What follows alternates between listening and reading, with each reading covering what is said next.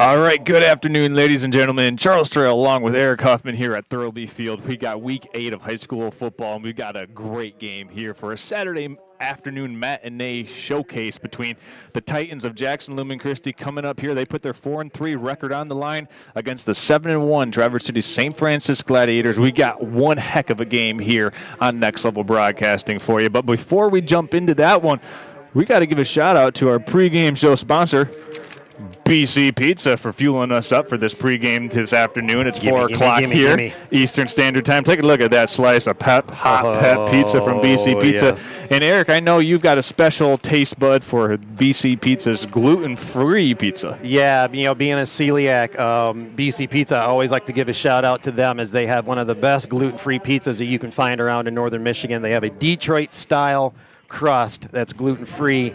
I like to get my assortment of toppings on it, but man, it is absolutely wonderful. So if you're looking for a gluten-free pizza, make sure you are checking out BC Pizza and get the Detroit-style gluten-free crust. We pride ourselves here at Next Level Broadcasting of being Northern Michigan's broadcasting coverage team, and BC Pizza, with many different locations, truly can fuel Northern Michigan. Eric, we got a great game here this afternoon between the Titans and the Traverse City St. Francis Gladiators. Give me your cliff notes of what you're looking for so far. Well, this is a game I think we penciled during preseason on the schedule, and also looking at St. Francis' schedule at the same time. I don't know if they had this penciled on, because if you look at the St. Francis Gladiators schedule, it's like game after game after game after game. They just had a nice tough one last week. But with Jackson Lumen Christi, you've got in the coaches poll, you've got Lumen Christi coming in at number 2 with St. Francis at number 3. And so, anything's possible with this game, and just looking to see which team, with the wet field that we just had, with the sun peeking out now, I'd be curious to see who makes the least amount of mistakes this afternoon. Yeah, it might be which team practiced that wet ball drill at the last end of practice yesterday who comes out victorious here. Gladiators looking to bounce back. They're at the end of their 4-game gauntlet, which consisted of Kingsley, Boyne City, Pontiac, Notre Dame Prep, and Jackson Lumen Christi. Well, that's your take for what we can look for and what the viewers can watch for. But we're going to go ahead and send it over to Scott Carter, because this is also the Scott Carter and Associates Farm Bureau pregame show.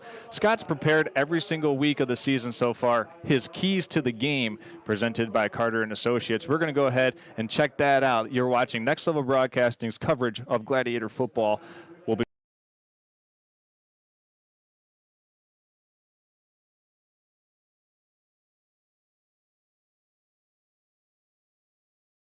Well, I was going to do it for 5 years, then get back to singing. 25 years later, I'm still here. Farm Bureau not only allows me to be part of this community, they encourage it. From teaching the choir, working the musicals, and now getting a chance to be part of this broadcast, I'm proud to support Traverse City St. Francis football. Go Glads!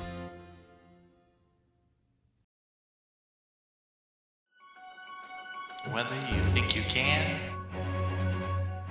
or you can't, you're right.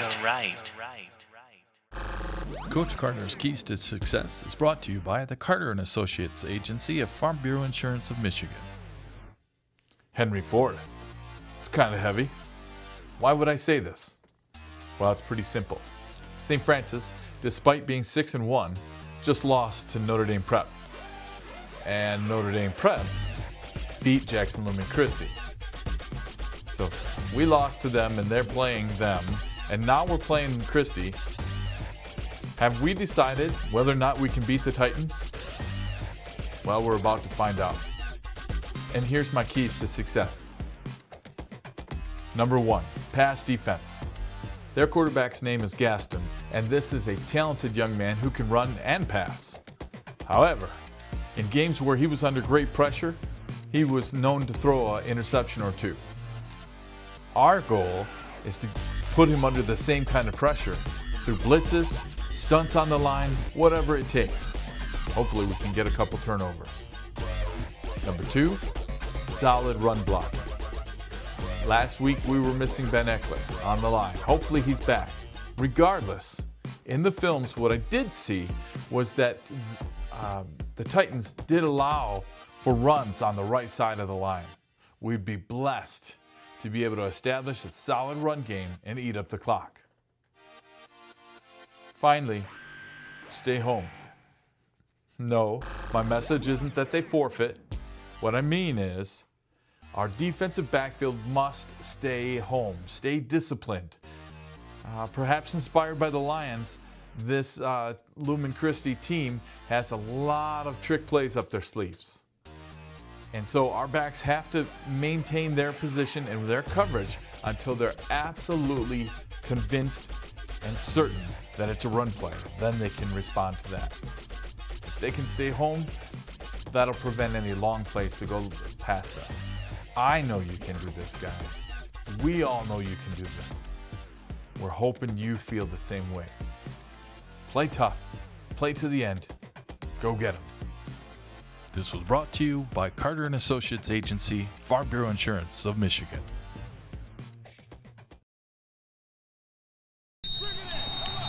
All right, guys, here's what we get.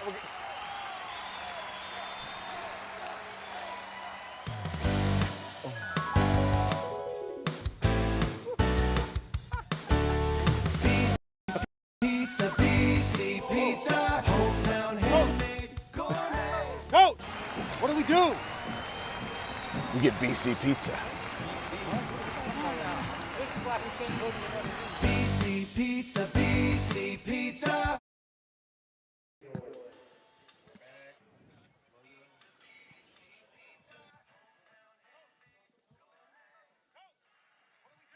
All right, welcome back in to Gladiator Football here on Next Level Broadcasting. Charles Strail, Eric Huffman bringing you into the Carter & Associates and BC Pizza pregame show. Eric, we got some players to watch here for the Gladiators, and we just want to give them a shout-out, especially those that are on senior day, because the sun has come out, the rain is no more. For these seniors, couldn't ask for any more. Yeah, absolutely. You're getting into the, for St. Francis, their last game of the season, so you've got senior day here. They're going to do some pregame stuff honoring seniors and some other people as well, as we have somebody to bring up before we end our pregame. But let's mention, Tyler Thompson for sure, and Ethan Daziak, and Braxton Lazinski, Tyler Endres, Sam Wildfong, Scout Goldman, and Oliver Jaworski, seniors. Hopefully you can get to call their names more than just up here during the pregame today. Obviously, some of these players will call quite a bit this afternoon. Yeah, certainly a lot of these seniors here looking to make their Gladiator impact known, looking to leave their legacy this year. 7-1 or 6-1 coming into today's game. And the Titans of Jackson Lumen Christi 4-3, but the Titans do not let that record fool you because they have played a gauntlet of a schedule themselves. Yeah, exactly. And my question for you would be coming from last week, St. Francis kind of getting their first real look, coming back with a loss. What is the mindset for the Gladiators coming into this game, last game of the season? Is this something that would have a factor with their playoff positioning possibly too? It could. I mean, because of the way that Kingsley's playing, I mean, we're looking way, way down the line. Absolutely. There, potentially a third-round playoff game. So if you're wondering, the Titans of Jackson Lumen Christi, they come in with a 4-3 record. And when I say that they've ran the gauntlet all season long, let me read off and give you a little insight to who they've played. They started off with playing Lombard, Illinois, Montini. And then they beat Pontiac Notre Dame Prep by 20, 54-34. They lost to Grand Rapids Catholic Central, a top 4 or top 3 team, depending on which poll you look at in Division 5. They lost to Dearborn Divine Child. They beat Toledo St. Francis de Sales, and then they beat Newmarket Huron Heights from Canada. In terms of all the sizes of schools that they've played, this will be the only Division 6 opponent that the Titans play all season long in the Gladiators of Traverse City St. Francis. Now, you think the Gladiators, obviously we call that they run their own gauntlet of games as well. So we always wonder, or we talk about teams being as good as their schedule. Well, you don't get any tougher of a schedule than what the Gladiators had this year with last week, obviously playing Notre Dame Prep, who had already played Jackson Lumen Christi. So coming into the Lumen Christi game as well, you got to wonder, again, what the Gladiators are looking for and what they try to get out of this game, again, preparing for the playoffs, knowing that they don't have a Week 9 game. Yeah, seriously. I mean, and one of the things is you can really let it all hang out, cut it all loose here on this Week 8 opponent versus the Titans. But here's the thing, Eric. They would let it all cut loose here against the Titans anyway, because this is a game that's now been played multiple years in a row, quickly becoming a nice little rivalry game. Absolutely. I loved, I made the trip down with you last year down to Lumen, Christi to see the game. Great stadium, great place, and great place to watch a football game, and a nice, like you said, rivalry in the making if it's not already there with these schools, and hope they can keep it up throughout the years too. Although with the distance, you never know if you take some time off or whatnot, but in Northern Michigan, you're always looking for that tough competition, and sometimes you got to travel for it. Sometimes competition doesn't come to you. You have to go and find it, and both of these teams seek it out. As I mentioned with Jackson Lumen Christi, the only Division VI team on their schedule here is Traverse City St. Francis, and that says a lot about the respect that the Titans have for the Gladiators to schedule them and say, hey, we're playing Division III, 4, 2, 5, because ultimately we'll break it down a little bit more about bonus points. The Titans say, hey, we respect you. We think that you're a worthy opponent of us. We'll come up to Traverse City, just like the Gladiators went down to Jackson last year. And so right now, this is the 4th year in a row that this game has been played, going back to 2022. So 2, 3, 4, 5. Yeah, there you go. And a state championship matchup. Yeah, absolutely. In 2022. For sure. Yep, absolutely. Real quick before we move on, I know they're doing some pregame stuff, and they're actually honoring someone from Traverse City St. Francis, Mark Esper, celebrating more than 50 years shaping young lives, being a teacher, a coach, a principal, a mentor, was a curriculum director, and actually started there in 1976. I think I was 4 years old. Charles, you were, no, never mind. Don't go there. So, congrats to Mark Esper. Also was just inducted into the Grand Traverse Area Catholic Schools Hall of Fame. So congrats to Mr. Mark Esper. 50-plus years in education with GTACs. Nice job. When they get Mr. Mark out there around midfield, if he's out here and coming in, I'm sure our excellent camera crew here today will be able to get a nice close-up shot of Mark Esper. Wonderful camera crew today here with Ryan Bentley, Isaac Dunson, and Steve Weldon operating our sideline shots here this afternoon. And the clouds have parted. The sun is out. The fog is burning off. It's approaching kickoff time between the Titans of Jackson Lumen Christi and the Gladiators of Traverse City St. Francis. We're going to go ahead and step aside for our final break before we get really locked and loaded for today's game between the Titans and the Gladiators. Stay tuned, folks. You're watching high school football here on Next Level Broadcast.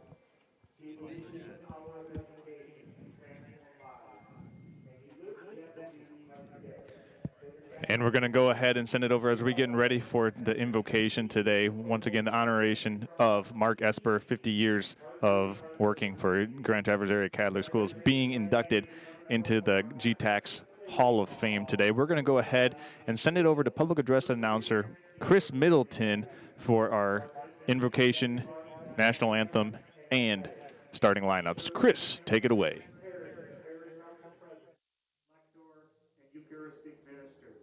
He gave his time to organizations like Turn Trails, the Cherry Capital Cycling Club, and the North American VASA. He was a man of deep faith, unwavering dedication, and quiet strength. Above all, Mark was a devoted husband to Christine for 52 years and father to Joe and his late daughter Sarah, both St. Francis graduates, who carried forward Mark's love for education and service. Today, as we gather for this final home game of the regular season, we remember Mark not only for what he did, but for who he was. His spirit is here in the cheers from the stands, the determination on the field, and the unity of our Gladiator family. Let us play today in his honor with heart, with joy, and with gratitude. Thank you, Mark. You will always be part of our Gladiator family, and may you rest in perfect eternal peace. The athletes in this contest, the sportsmanship. We understand this to include respect, responsibility, and restraint. It is citizenship in action. We ask you as parents, fans, and officials to join us in making this a positive.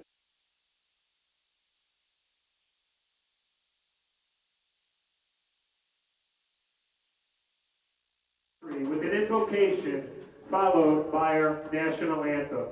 Offering today's invocation is St. Francis Director of Sports Ministry, Deacon Kevin Entris. In the name of the Father, and of the Son, and of the Holy Spirit. Amen. Father in heaven, thank you for the opportunity to compete with all our heart, mind, and soul in this athletic competition. May this event help us all to grow in virtue and to bring out the best in each other. Please bless and keep everyone safe from injury, harm, and disrespect.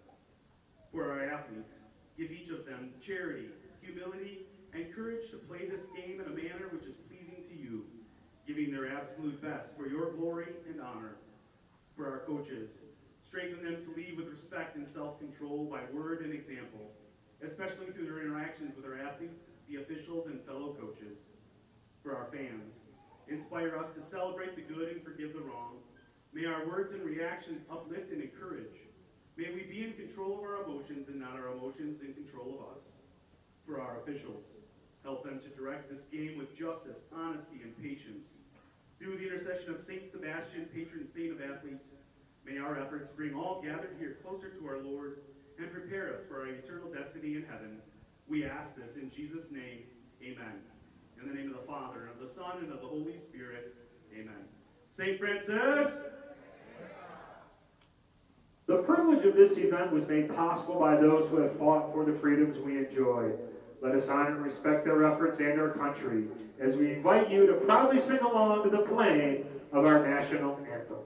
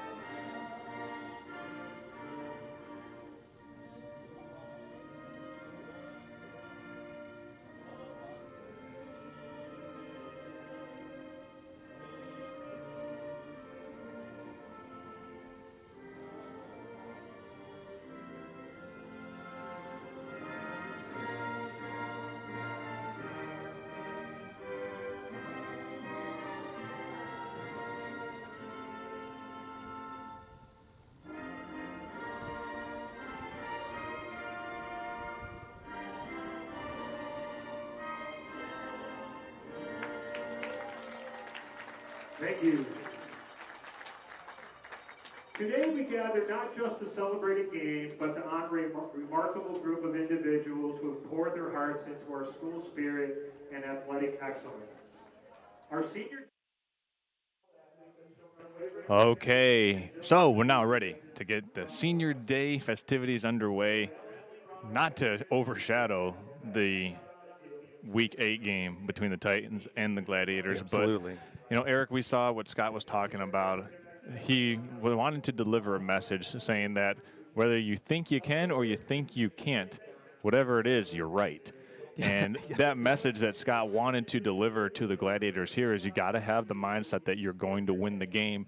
And we'll see how the Gladiators can respond after a tough 63-38 loss at Pontiac Notre Dame Prep last week. But for everybody who's just looking at the score, that game was an 8-point game at halftime, and the miscues just kind of snowballed for the Glads in the second half. And do not let that score totally indicate what might make you think was a lopsided game. Well, you really got, excuse me, you really got to focus on playing with confidence. Especially coming off a loss like that, you really got to be confident coming in. You don't want to be caught playing not to lose. You want to come in here with the focus of I'm playing to win this game and not going to hold anything back. Like we said during the pregame, going to let it all hang out today with this being the last game of the regular season for the Glads. Exactly. And looking at their offensive lineup, you would expect to see a heavy dosage today of senior Ethan Daziak, fullback Evan Bellinger, and senior Braxton Lisinski. So senior-laden running back room for the Gladiators, and that's something that they will need to be able to lean on here against this Titan defense to continue putting the Gladiator offense in good second and manageable situations, Eric. I think that will be key. Second down and then third down conversions in this game. Watch the percentage of third down conversions. That's one stat that we're tracking here today that we're going to keep a very strict eye on, because I think whoever wins third down wins the game. You know, another thing with it being senior day here in Traverse City is, will seniors be too geared up in the start and drain themselves out of adrenaline and emotion? You really got to make sure you keep that in check and able to go full bore as much as you can for the whole game and not be so jacked up, because obviously you've got seniors being walked out with their parents right now. They're going to have a little bit of extra adrenaline, this being their last home game. Can they keep that inside and use it at the proper moments and not get gassed before the end of this game, this is going to be absolutely a four-quarter game. Oh, yeah, no doubt. And between these two teams, the last two times that they've played, it's been a little lopsided in the final scoreboard column, but I do not anticipate that here this afternoon. Well, even the game I saw down there with you last year, it was a couple of big, long running plays, I think, were the main difference in that game. If St. Francis just couldn't set the edge in that game, and a couple of really long touchdown runs by the running back who had graduated. Kadale Williams. Kadale Williams, there you go. So who's to say, that game could have been a lot different last year as well. And the Gladiators also had two first and goal opportunities that ended, one in a fumble recovered by the Titans and one turnover on downs from inside the 3. So if they're able to punch those two possessions in for touchdowns, that game is drastically different. The Gladiator offense woke up last week in the first half versus the Notre Dame Prep Fighting Irish, but it was the special team miscues that really thwarted the Gladiators' chances of coming out with a victory against a quality opponent in the Fighting Irish. And hopefully here that they've been able to work those miscues out on special teams out over the last week, see if they can get it corrected, because the offense has been running at high efficiency all season long, coming in scoring at least 20 points in every single game, Eric. And the defense, even though they did give up 63 points to the Fighting Irish, it was special teams putting the defense in very challenging positions, sometimes goal to go, offense throwing an interception where the Irish would take it back to the 5. So there were two situations where the defense came onto the field and the Irish had it goal to go. So the defense better than what the amount of points that they've given up last week indicates. Yeah, and like I said, not just 4 quarters of football, but it's all 3 phases of the game for football for the Gladiators if they're going to pull out a win this week. And again, those of you watching outside or watching on Next Level right now, you see the sun out, like we said, and the clouds have parted. Earlier during the JV game, it was cloudy, it was foggy, and it was a heavy mist, and we weren't quite sure what we were going to get for conditions for this game. So again, the slippery field, like in the 4th quarter of the JV game, I saw a lot of balls going through the hands. So again, the way the field conditions are and the way they can keep possession of the ball without any turnovers will be very important.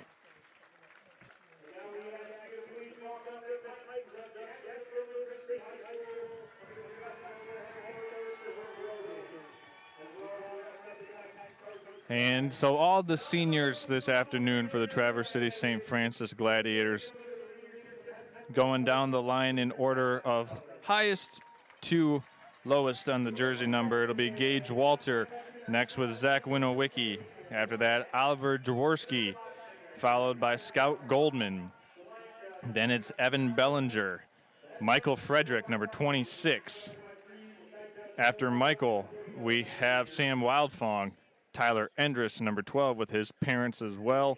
And then last but not least, Braxton Lasinski, Gabe Pfeiferick, Ethan Daziak, Alex Jetter, and Tyler Thompson, the senior class here for the Traverse City St. Francis Gladiators. Sun's out on Senior Day, and we're ready to kick things off here on Next Level Broadcast, and thanks for making us a part of your Saturday afternoon. We've got high school matinee football, and wouldn't have it any other way between these two teams that are rivals and high competitors to potentially bring home the state championship trophy in Division 6, Eric. And could this be a precursor to a rematch down the road? They are on opposite sides of the bracket. Exactly. So we'll see.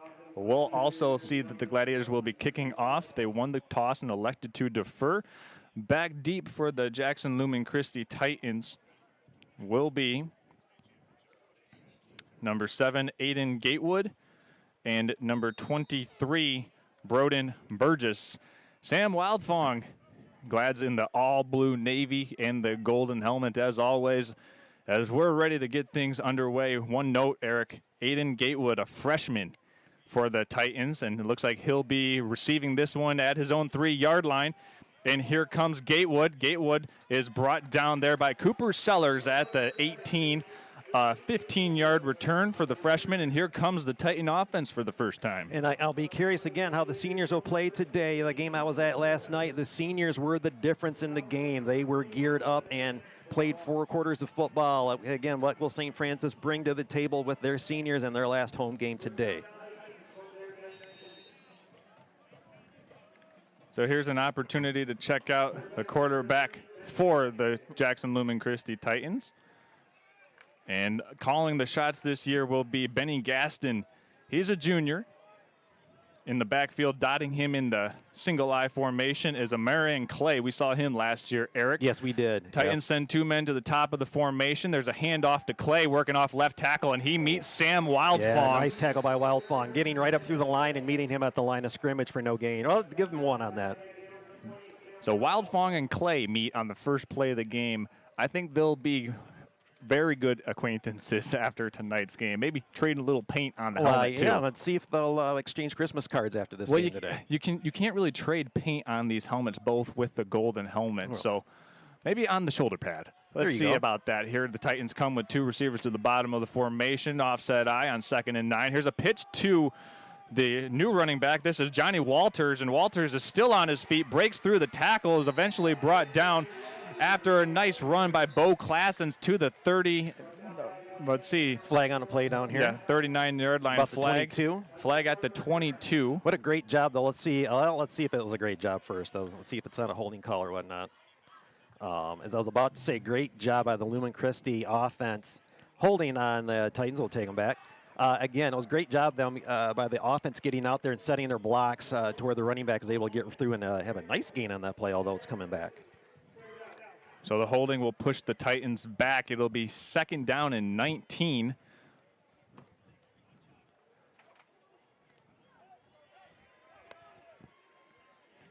As the Titans bring in a fresh 2 new offensive linemen and 1 running back. This time it's Sean Willicki. In motion is Gatewood. And it's a handoff up the middle to Johnny Walters. And Walters gets about 5 yards and will be set up for 3rd and long here for the Titans. Alex Jetter in on that tackle there. And again, another nice job. The offensive line seeming to establish themselves besides that penalty, setting up good blocks and getting to the 2nd level of the defense here on their first drive.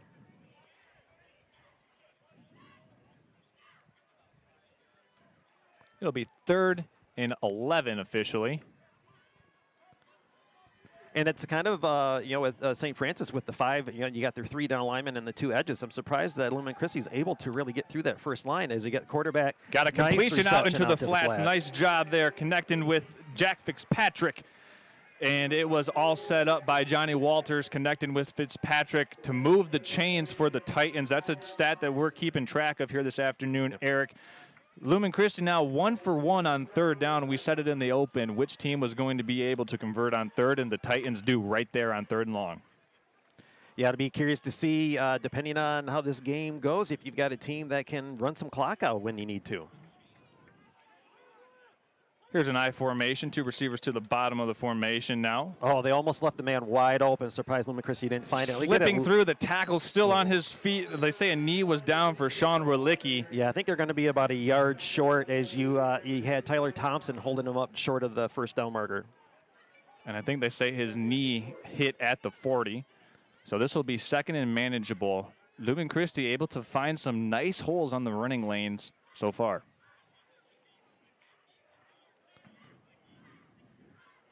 Here's second and 1. Don't be surprised if we see them take a deep shot here, Eric, as Benny Gaston's coming in from the sideline.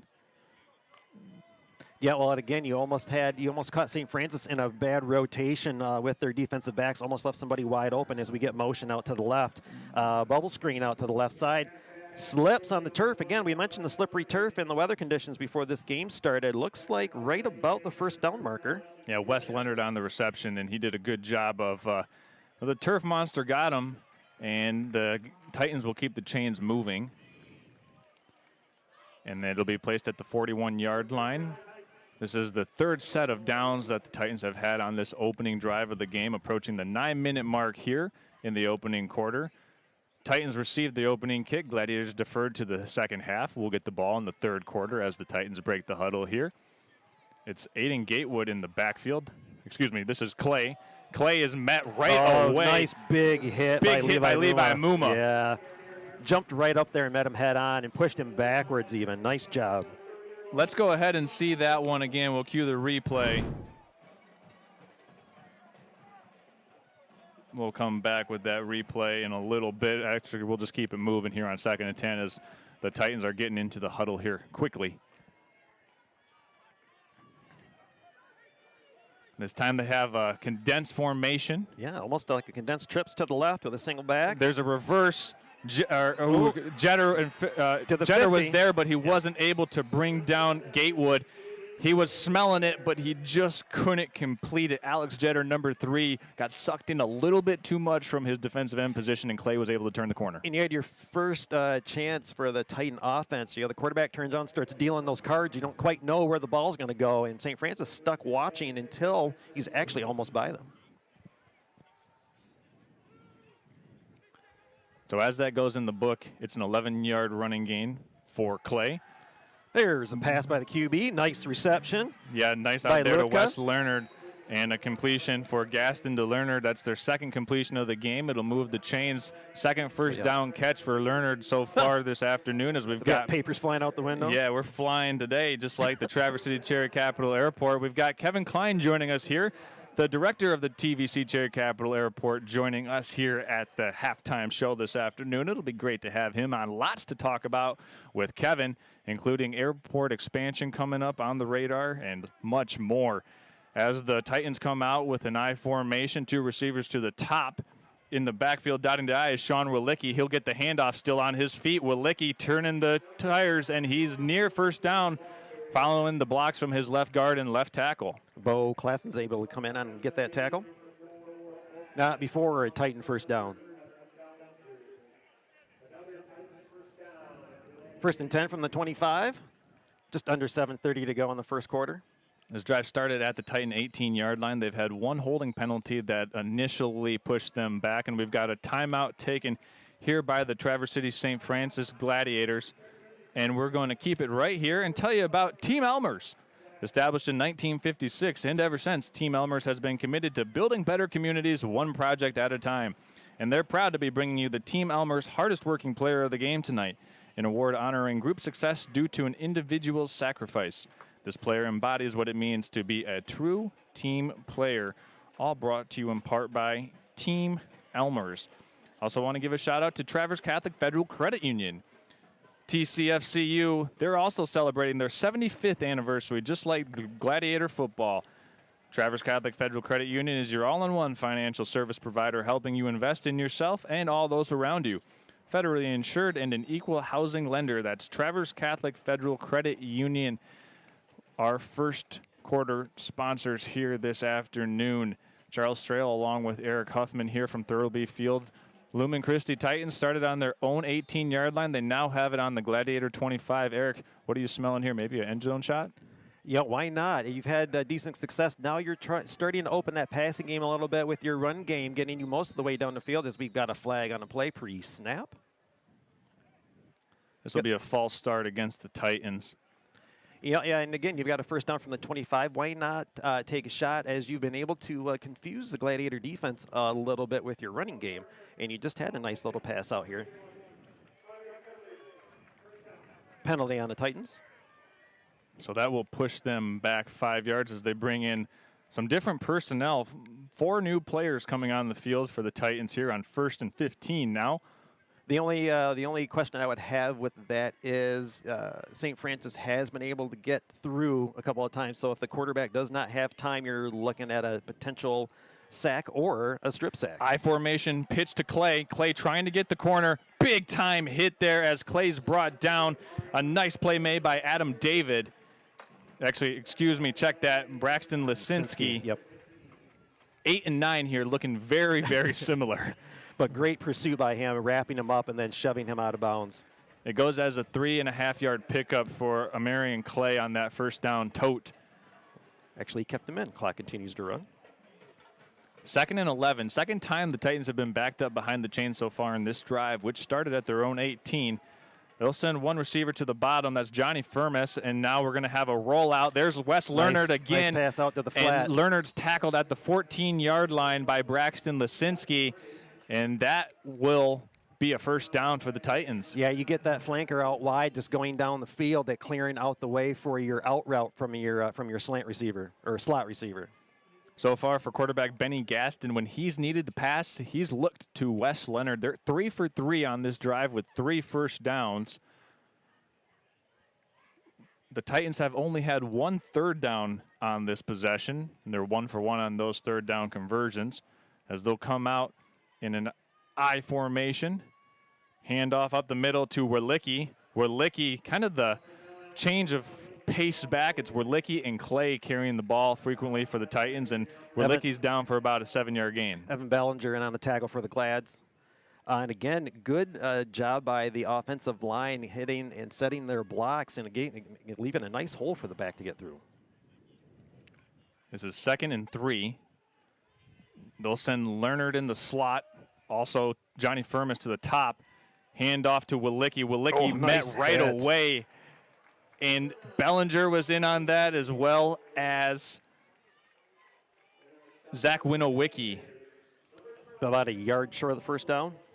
Yeah, and I think it was Winowicki that got there first and really made the collision, and then Bellinger came to finish him off.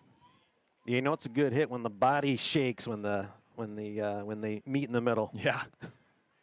So let's call it 3rd and 1 now.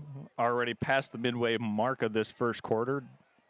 Lone possession in the game. I was going to say opening I possession. formation to Werlicki again. He's got the first down. He's inside the 2, where he's eventually brought down by the Gladiators. And he was brought down by Gabe Fiferik, but not until the Titans set up 1st and goal from the 2. Yeah, it's either a short or no gain, or they're getting a nice chunk play. So, I mean, again, you've got to tighten up the defense here for St. Francis with a 1st and goal from the 2.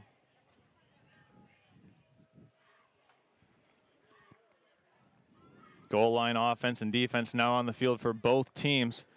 We've got an offset power I. You walk that safety up. As Jake Contact motions. Nice job. Werlicki keeps the pile turning, and Werlicki is in for a touchdown.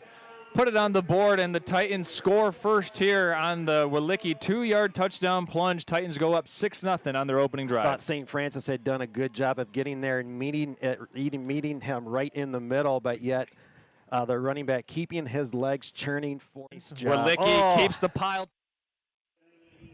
There's a replay right there. Like you said, Eric, Werlicki just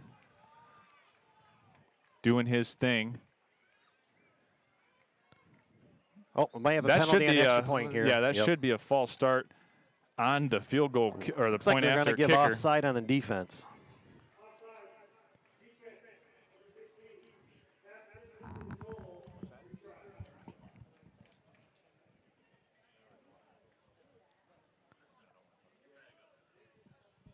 We don't have the number of the kicker. We had a JV roster, didn't we, Eric? But We did earlier. I switched it out for the varsity roster. let's just tune in to public address announcer Chris Middleton here. Low snap, and this is a blown play. Trying to make something happen is Brody Burgess, and he's unable to get away from Cooper Sellers. And the Gladiators stop the Titans on that point after attempt. So the one silver lining for the Gladiator defense there on that opening possession is they don't allow the point after to be completed for the Titans. Yeah, you've got to get St. Francis's first possession of the game to see what they're going to bring to the table today, but that 2 points could be a big factor later on. And for the Gladiator offense, they'll be coming back out onto the field after putting up 38 points on the board last week. Of those 38 points, they scored 26 in the first half against a very good Pontiac Notre Dame prep team. Let's see what Tyler Endress and company can do here on their first possession. See if they can establish some rhythm for Tyler in the pass game. Also get that running game going. We talked about the three-headed monster backfield, all of seniors between Bellinger, Lisinski, and Daziak. See which one of those three guys can start getting into a rhythm and see if they can respond back and hold serve with the Titans now that they have a one-possession lead with under 5 minutes left to go in this opening quarter. There is a 19 on the JV roster. Just don't know if that would be the 19 they have out there kicking. This one's going to be fielded by Tyler Thompson at his own 16-yard line. Thompson trying to set up his blocks. He's got some room, makes a nice cut on the sideline, and he's pushed out of bounds at the 37-yard line. Tyler Thompson doing his thing on a 21-yard kickoff return, and this is now the Gladiators will set up shop here on their first possession. Good job by Wildfang to start that wall and getting out there and setting the first block. So we'll see this Gladiator offense coming out now. Lumen Christi Titan defense, very adept at playing in the trenches as they come out with 9 men inside the line of scrimmage or inside 7 yards of the line of scrimmage. Tyler Endress under center, quick handoff to Evan Bellinger. Bellinger keeps his legs turning. He's got a nice 3 or 4 yard pickup there on first down on that quick hitting dive play. Yeah, keeping those high knees churning Roger Craig style. He makes sure to get every inch that he can out of that play with a nice 5-yard gain. He was tackled by Brennan Grogan. Grogan, the grandson of head coach Herb Grogan. 2nd and 5 now for the Gladiators under the center again. Handoff to Bellinger, balls out on a play, and it's recovered by the Jackson Lumen Christi Titans. Bellinger coughs it up, and the Titans jump on it after forcing the fumble. It was recovered there on a delay by Cash Cooper, and the first turnover of the game goes in favor of the Titans. We talked about pregame, with the field conditions and the weather we just had, who makes the least amount of mistakes. Play. And it's recovered today. And there you go. You've got on your first possession, you're coughing it up. You see it right there. Cooper down on the field for that one. And the ball was on the turf for a while, Eric. It seemed like no players really knew where it was. And Cooper just kind of turned around unbeknowingly and saw it and said, ball. Got on it. What a great chance for your St. Francis defense here. Turn around and see if you can at least get a 3 and out and stuff the Titans and make sure that they can't get a score off this turnover.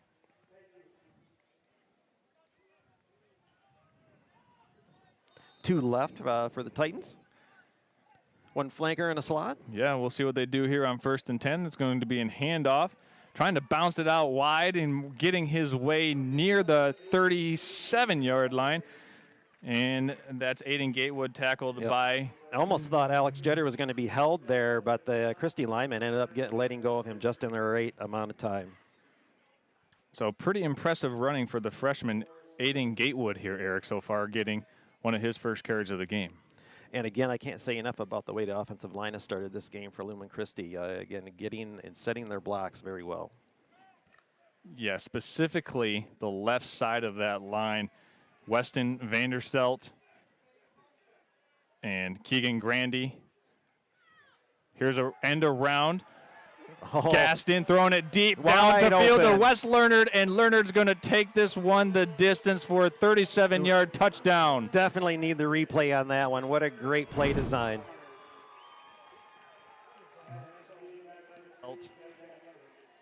Moving, shifting everything over, almost shifting to the left, kind of resetting your offense, and then you've got this flanker on the left side coming all the way across wide open as the defense is looking to see where the running play was going to happen. And what a start for the Jackson Lumen Christi Titans, up 2 scores now on the road. They've scored on their first 2 possessions of the game. A little trickeration there, moving the Gladiators' eyes and then slipping Leonard out. And if you've got to guard one guy, it's Leonard. As the Titans roll out and they've got a completion in the flats, the 2-point conversion is good. Sean Walicki on the pass from Benny Gaston, and it's 14-0 in favor of the Titans. We're going to go ahead and step aside here as the Gladiators look to try and settle themselves back into the ring here. 2 quick jabs delivered by the Jackson Lumen Christi Titans. We'll be back after this. You're watching Gladiator football here on Next Level Broadcasting.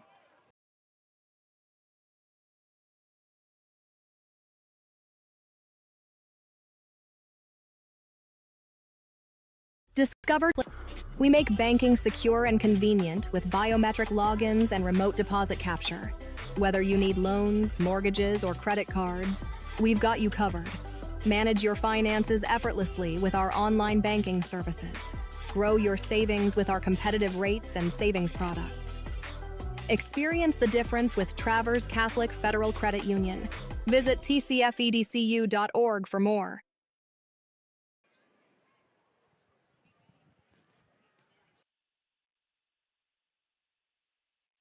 This kick is fielded at the 25-yard line by the Gladiators as we welcome you back in. Lumen Christi up 14-0. That was Ethan Daziak on the return, gets out to the 35, a return of 10 yards. And this Gladiator offense comes back out after running 2 plays on that previous possession before coughing it up via the fumble. You know, we had just talked about with Titans' previous possession, maybe it's time to take a shot down the field. Well, they absolutely did on this last possession, got an easy score. Let's see what the Gladiators opt to do here, coming out in the full house set once more. Handoff to Cooper Sellers, working around the right side of that offensive line, eventually brought down by a Marion Clay after a 5-yard pickup for Cooper. Yeah, I'll give a shout out to Brennan Brogan, also went on that tackle. It'll be 2nd and 5. We talked about it in the pregame show. Manageable second downs for the Gladiators, very important. Now, also, we didn't mention it because we thought it went without saying, keeping good care of the ball as well. Absolutely. As they line up here for 2nd and 5. Hand off to Sellers again, and he's nosing his way toward the 45-yard line. It'll be 3rd and 1, Eric. Jake Contat in on that tackle again. Again, not a bad not a bad play on there. You left yourself with a 3rd and 1. You would think you'd be able to get this first down. But we'll see what they've got. You know, they just kind of take it, Charles, and go just right up the middle. Yeah, I like that call. Right now, as it stands, it's just over 1 yard. I like that quarterback sneak right between their 3 techs there if they want to go as they shift. As they plug that hole there. There's a handoff to Bo Classens. It's going to be close. And I don't think Classens has got it. A run plugging play made by Antoine Baker, the senior. And the Gladiators are bringing on their goal line team right now. Classens just wasn't able to get that much momentum going forward, and Baker just swallowed him up. You know, 4th and 1, you think they'll, as it looks like they're going to line up and go ahead, you know, why not? Go set up a full house and see if you can't get this 1 yard. I like the sneak here again, and they do sneak it, and Tyler Endress with no help from his running backs. He got that all on his own, gets the first down. No push needed on the tush for that one. That was an easy grab by the QB. So interesting to see on 3rd down, the Titans defenses shifted into the A gap to prevent the quarterback sneak. That time on 4th and 1, they didn't. Left it open. They left it wide open, and Tyler Endress burrowed his way through there for 1.5 yards when they needed 1. So that moves the chains for the Gladiators. So far, the Gladiators 0 for 1 on 1st down. Jackson Lumen Christi 1 for 1, and we talked about that third down, but the Gladiators 1 for 1 on fourth down as they have the ball near midfield. Endress looking to throw. Got a completion to Bellinger in the flat. Oh, right it's dropped by. Yes. He wasn't able to hang on to that one. Right at midfield, covered by He had Huff Jake contact there. Yep. Huff contact was looming in the secondary, but not a lot of time back there in the backfield for Endress to pivot, quickly find that receiver and deliver an accurate throw. And I was just going to bring that up. Can they establish enough of a drive to establish the running game to help set up the play-action pass to Tyler Endress? This is the first time that the Gladiators have gone to this look. Braxton Lisinski is the quarterback in the gun. He's going to take the direct snap. He's going to keep it cut up field, brought down at the Titan 46-yard line. And that'll be a 5-yard gain and set up a 3rd and 5. And not a bad Wildcat setup there by St. Francis. Yeah, you went trips to the top of the formation, one receiver to the bottom, and said, hey, we're just going to run this to your weak side of the field and see if we can get enough yards to make this a 3rd and manageable. But we'll see what the Gladiators have drawn up here on this 3rd and 5 when we come back. First quarter in the books, Lumen Christi on top 14-0. You're watching Gladiator football here on Next Level Broadcasting. We'll be back after this.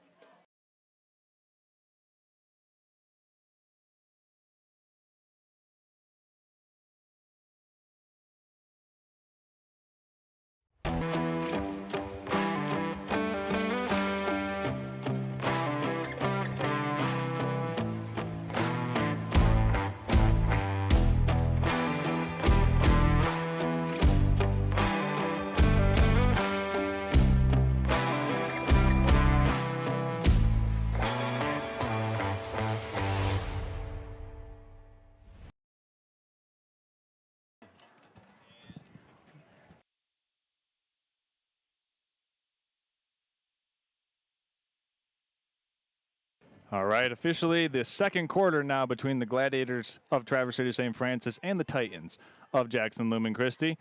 While we have you here looking on this beautiful Saturday afternoon, let's tell you about Culver Meadows. Located off of West Silver Lake Road in Traverse City is Culver Meadows, Grand Traverse premier senior living center specializing in Alzheimer's, dementia, and hospice care. Their friendly and experienced staff can truly be an extension of your family and will offer you peace of mind that your loved ones are treated with friendliness, kindness, and compassion and loving care. Here's another Wildcat formation. Lisinski turns on the Jets. Lisinski still with it. Brought down by Amarian Clay inside of Lumen Christi Titan territory, all the way down to the 26-yard line. Give him a gain of, 21 yards on the carry. And let's give some proper props to the St. Francis linemen getting into the second line of the defense and setting up some nice blocks for that run. My correction, it goes in as a 19-yard carry for Lisinski. And here's a gun two back now for Tyler Endress. Handoff to Braxton Lisinski, working off the left side following a block from Evan Bellinger. And Braxton's got about 1, maybe 2 yards on the carry where he was eventually brought down by Nolan Huff. Yeah, 2nd and 8. You know, you got to think this is a good opportunity. You're down to 25. You're starting to establish a little bit of some offense. Being nice to be able to punch one in and get some points on the board with the start here of the second quarter. Eric, I like that wrinkle that the Gladiators showed here on this drive, the Wildcat formation. Yeah, they haven't shown that all season long. They come back under center at the 25-yard line. That should be an encroachment. Yep, there you go, flag on the play. That penalty will be accepted against the Titans. Guilty party, Keegan Grandy, number 72. He also plays the offensive line, defensive lineman as well. Maybe just a little fatigued there. Too anxious about trying to make a play. Yep, exactly. You know, and you got, you're up 14-0, and obviously you don't want St. Francis to score as they're starting to march down, so a little anxious on that one.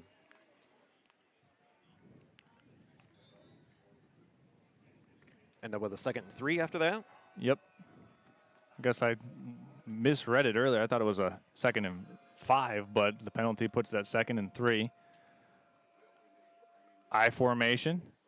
Here's a counter. Cooper Sellers nice. Gets the first down, was trying to set up a block from Alex Jetter downfield, but Amarian Clay and Johnny Walters in the secondary for the Titans make a nice tackle before Cooper Sellers was able to accelerate and turn on the Jets. But yeah, it was a nice sidestep by him, too, to be able to get by the last defender to get that first down. Credit there to the secondary play. And with that, the Gladiators have it now inside the red zone for the Titans.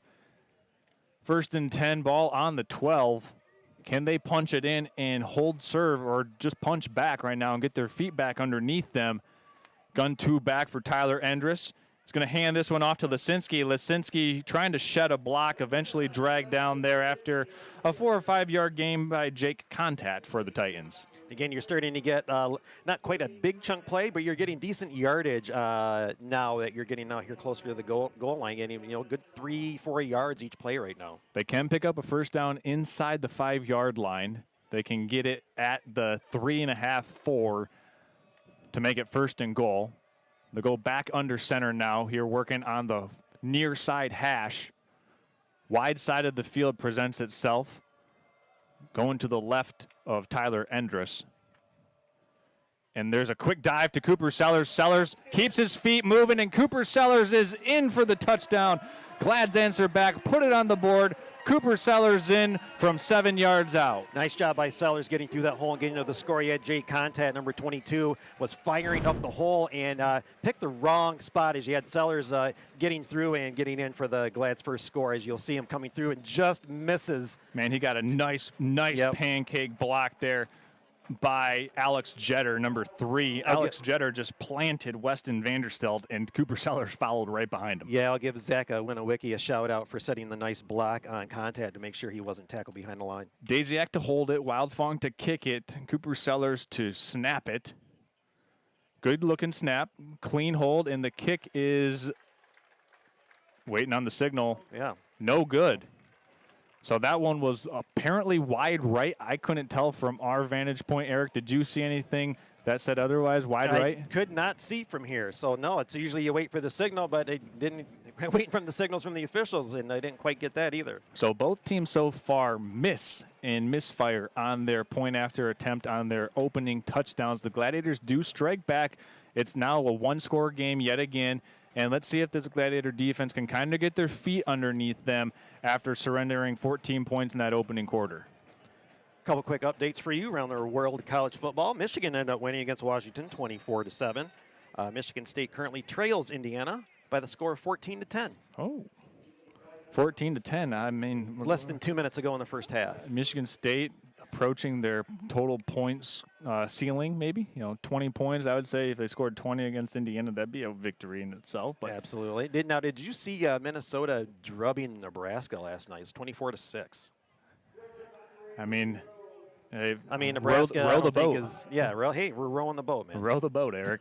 The Gladiators looking to get back into this one. Wildfong teeing it up from his 40. My buddy Josh Nitz, who I believe is on the TC West staff. He went to Western, but I don't think he was there quite to be able to row the boat. I think he was before that. Aiden Gatewood and Broden Burgess back deep for the Titans, standing at their own 2-yard line. Sam Wildfong does have a high percentage of touchbacks, or a touchback rate so far this season. Let's see if he's able to drill this one and not allow for a return by the Titans.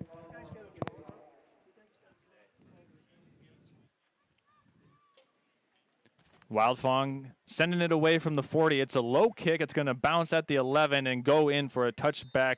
Gatewood lets it go through, and the Titans will have it at their own 20. Eric, what kind of adjustments can the Gladiators make here on defense? Yeah, I was just going to say it's been pretty much a 50 straight defense where you got 4 or 5 down linemen and you've got your linebackers. The difference is early on it looked like they were going to walk them up and try to plug the holes, but then it opened up the running game because they weren't able to get tackles right away. So then they started setting back, which opened up the screen game and able to open up the passing game out on the flats. I would think right now I would actually try to go after the quarterback after a score and see if we can't frustrate them a little bit and maybe get a quick turnover just like Lumen Christi did. Here's the thing. You got to guard number 1. Yes, sir. You got to find Wes Leonard. Here's a handoff to Gatewood. Big-time stick in the backfield made there. And it was Evan Bellinger. Excuse me. Check that. It was Levi Muma. Yes. Maybe a gain of a yard on the play. That's the second big hit Muma's made here in the game, Eric. Muma is actually just a sophomore out here getting some critical reps on varsity in a huge game, and he's making his impact felt. And again, we talk pregame. It's like it's the St. Francis last game of the regular season. Just let it all hang out. There's no reason to hold back. And obviously, it showed on the last play.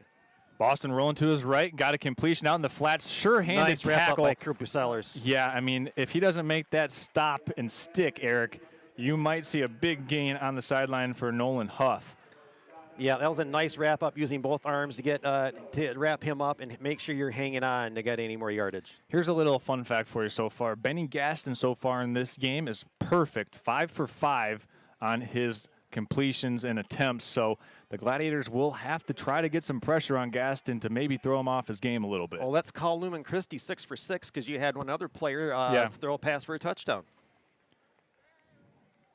Gaston sends Huff in motion. Oh, quick bubble screen out to the left. Bubble screen's got a completion. Running with it in stride is Jake Fitzpatrick. Fitzpatrick has a first down tackled by Adam David. Eric, I don't know if that was a forward pass or a lateral there. Nonetheless, the Titans execute it perfectly for a first down. Well, and if David doesn't get him, that is a touchdown. Yes. And the Titans convert on another third down. That's their second third down conversion. Second of 2 attempts. So we talked about it in the open. They're 2 for 2 now. The Gladiators 0 for 1, but they did convert on 4th down. So it's okay if you make it on 4th down. If you don't get it on 3rd down, you can ask Dan Campbell about that one. He's pretty good with 4th downs. As Boston's rolling to his right, speed option. He's going to throw this one deep down the sideline, and he's got a completion. What a grab on the sideline to Johnny Walters. Walters reeled it in with one paw and caught it at the 26-yard line, a gain of 24 yards. And let's take another look at that one.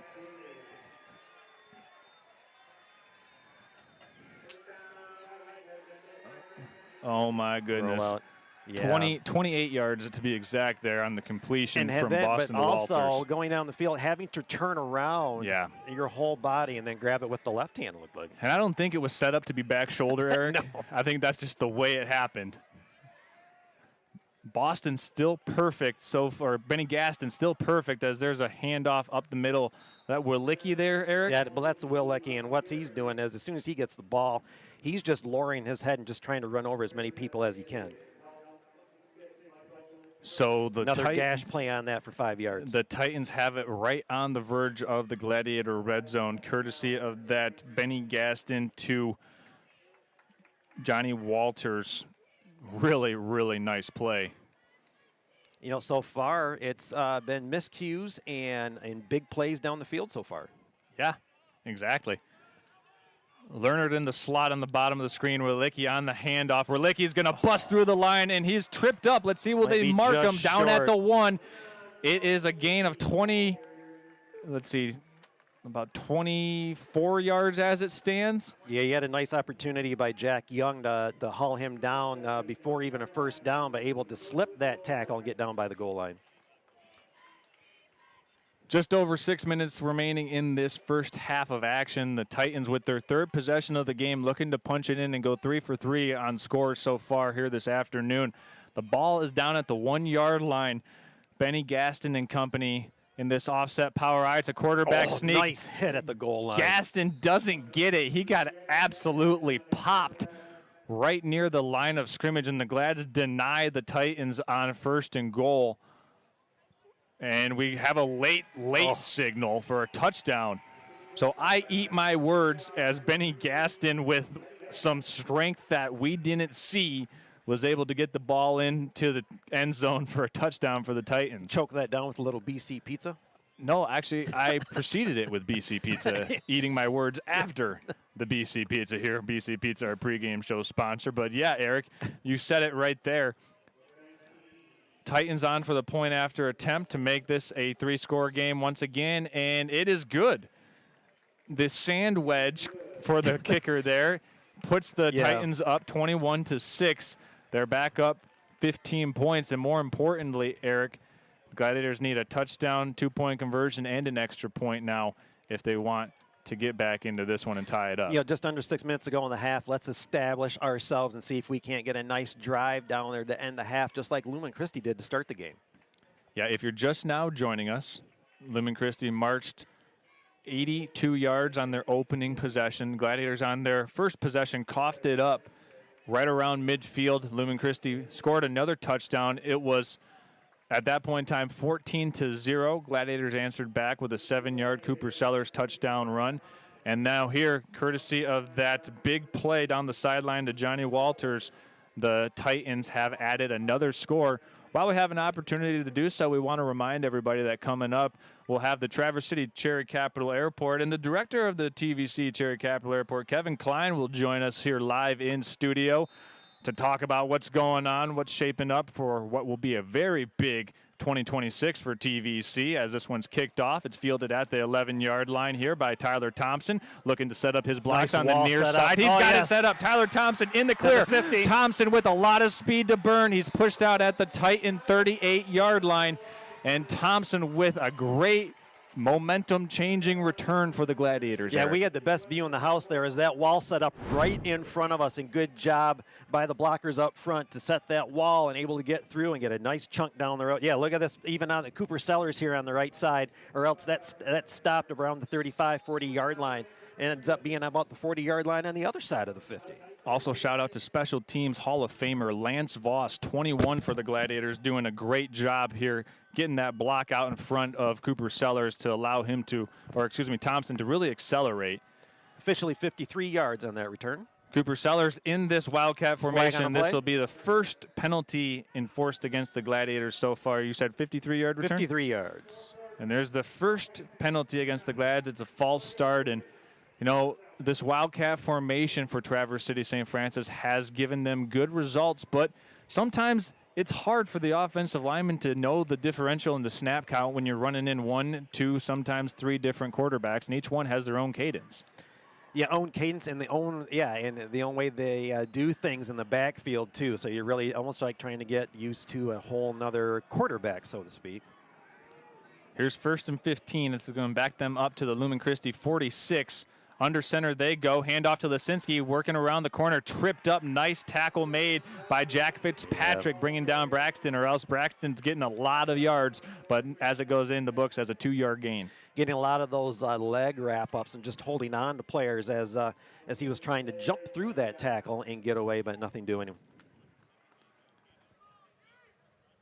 So maybe the Gladiators, this forces them into opening up the playbook, being a little bit more aggressive in the passing game.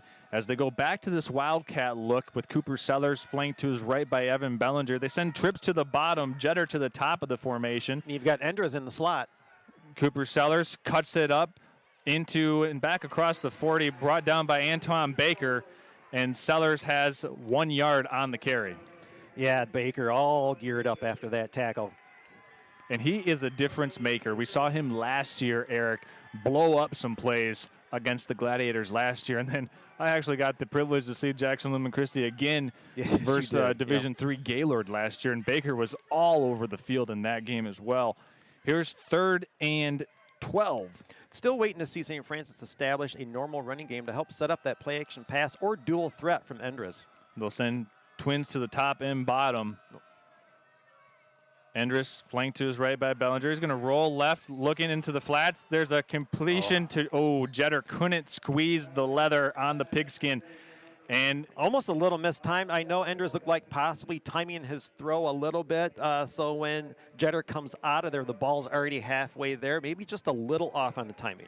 Yeah, just looking for that speed roll, moving the pocket to the left of Endres. And Jetter was there running a stop and comeback route. And you got to be ready as the wide receiver for that one because the quarterback's letting that go before you come out of your break. So you got to quickly spin your head, get your eyes on the ball. And could have been a little underthrown potentially, but I think Jetter would say he'd like to have that one back.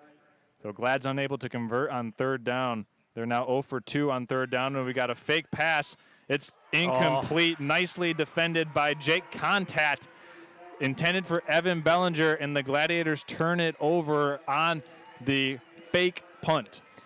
The hard part about that play was it almost looked like it was set up as a middle screen on a 4th and long. Maybe not the right play to use. I'm not sure. On a 4th down, maybe just set up a regular play with the quarterback. Again, maybe a little play action and just trying to chuck it down the field. Nonetheless, trying a trick play to get the 1st down, that doesn't work. So back come the Titans, up by 15 points. It's a 2-score game. Gladiators will receive the opening third quarter kick here this afternoon. So a monumental defensive stand opportunity for the Glads. Yeah, 21-6. Can they stop? There's a pitch out in the Titans before backfield and halftime? a nice tackle for loss there made in the backfield by Oliver Jaworski, coming to get Johnny Walters, and that'll move the Titans back behind the chains. It'll be 2nd and 11 after Jaworski making a nice shoestring tackle. Again, a good opportunity for the Glads. See if you can't get a stop here before halftime. Get the ball back and see if you can't get some more points on the board.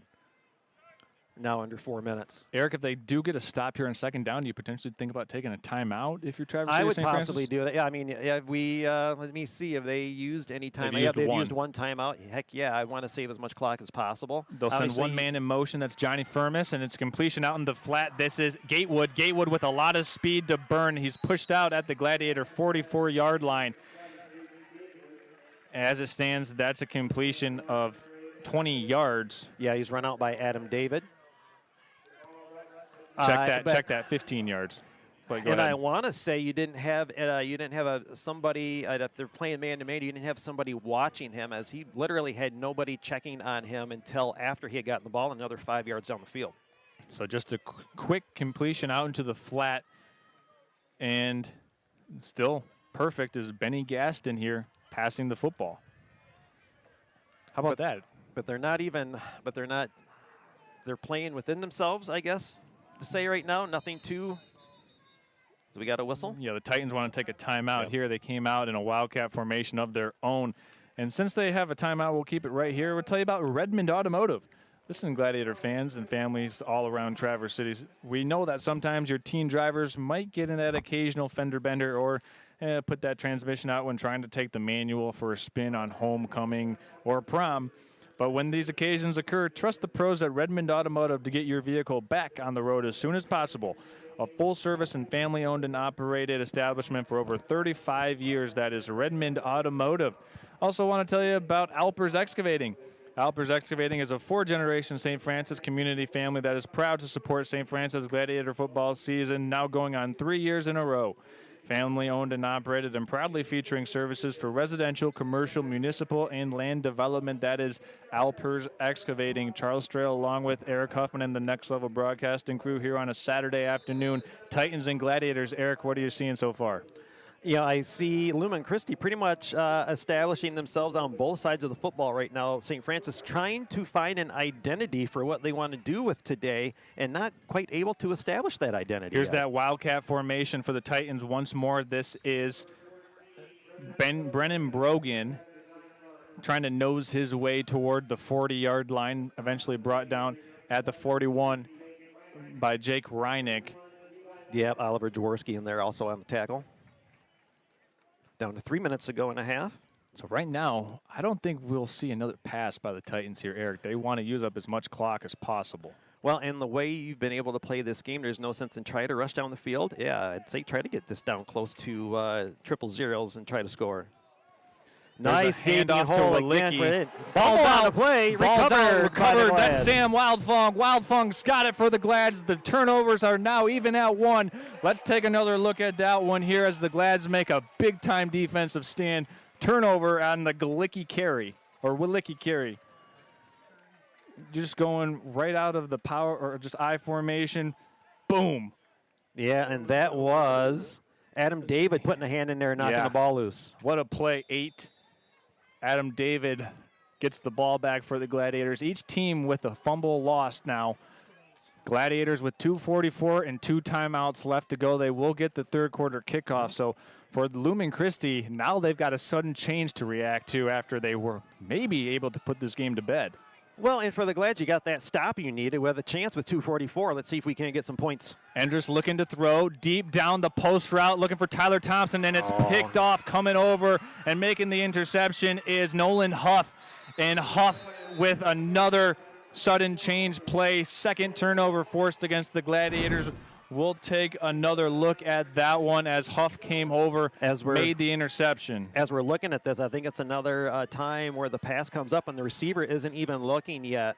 when the ball is thrown. And you've got the defender, obviously the one that gets it with the interception, but just back there at center field, just running up to that ball while the receiver was trying to gauge where the pass was coming from.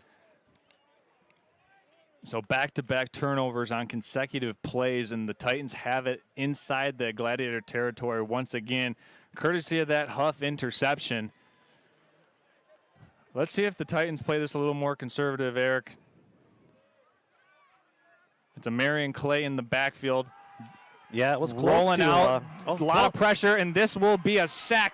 The Gladiators finally get to Benny Gaston and push the Titans way back behind the sticks. It's a loss of 9 yards, and it was Levi Muma on the sack. This is the third time that he's made either a really big hit or a sack. You know, in nice pursuit by the Glads, getting them behind the line of scrimmage. I almost thought that Broden Burgess was going to get called for illegal motion. It looked like he was trying to inch forward as he was coming out to the right side, but nothing doing as you get a nice defensive play by the Glads.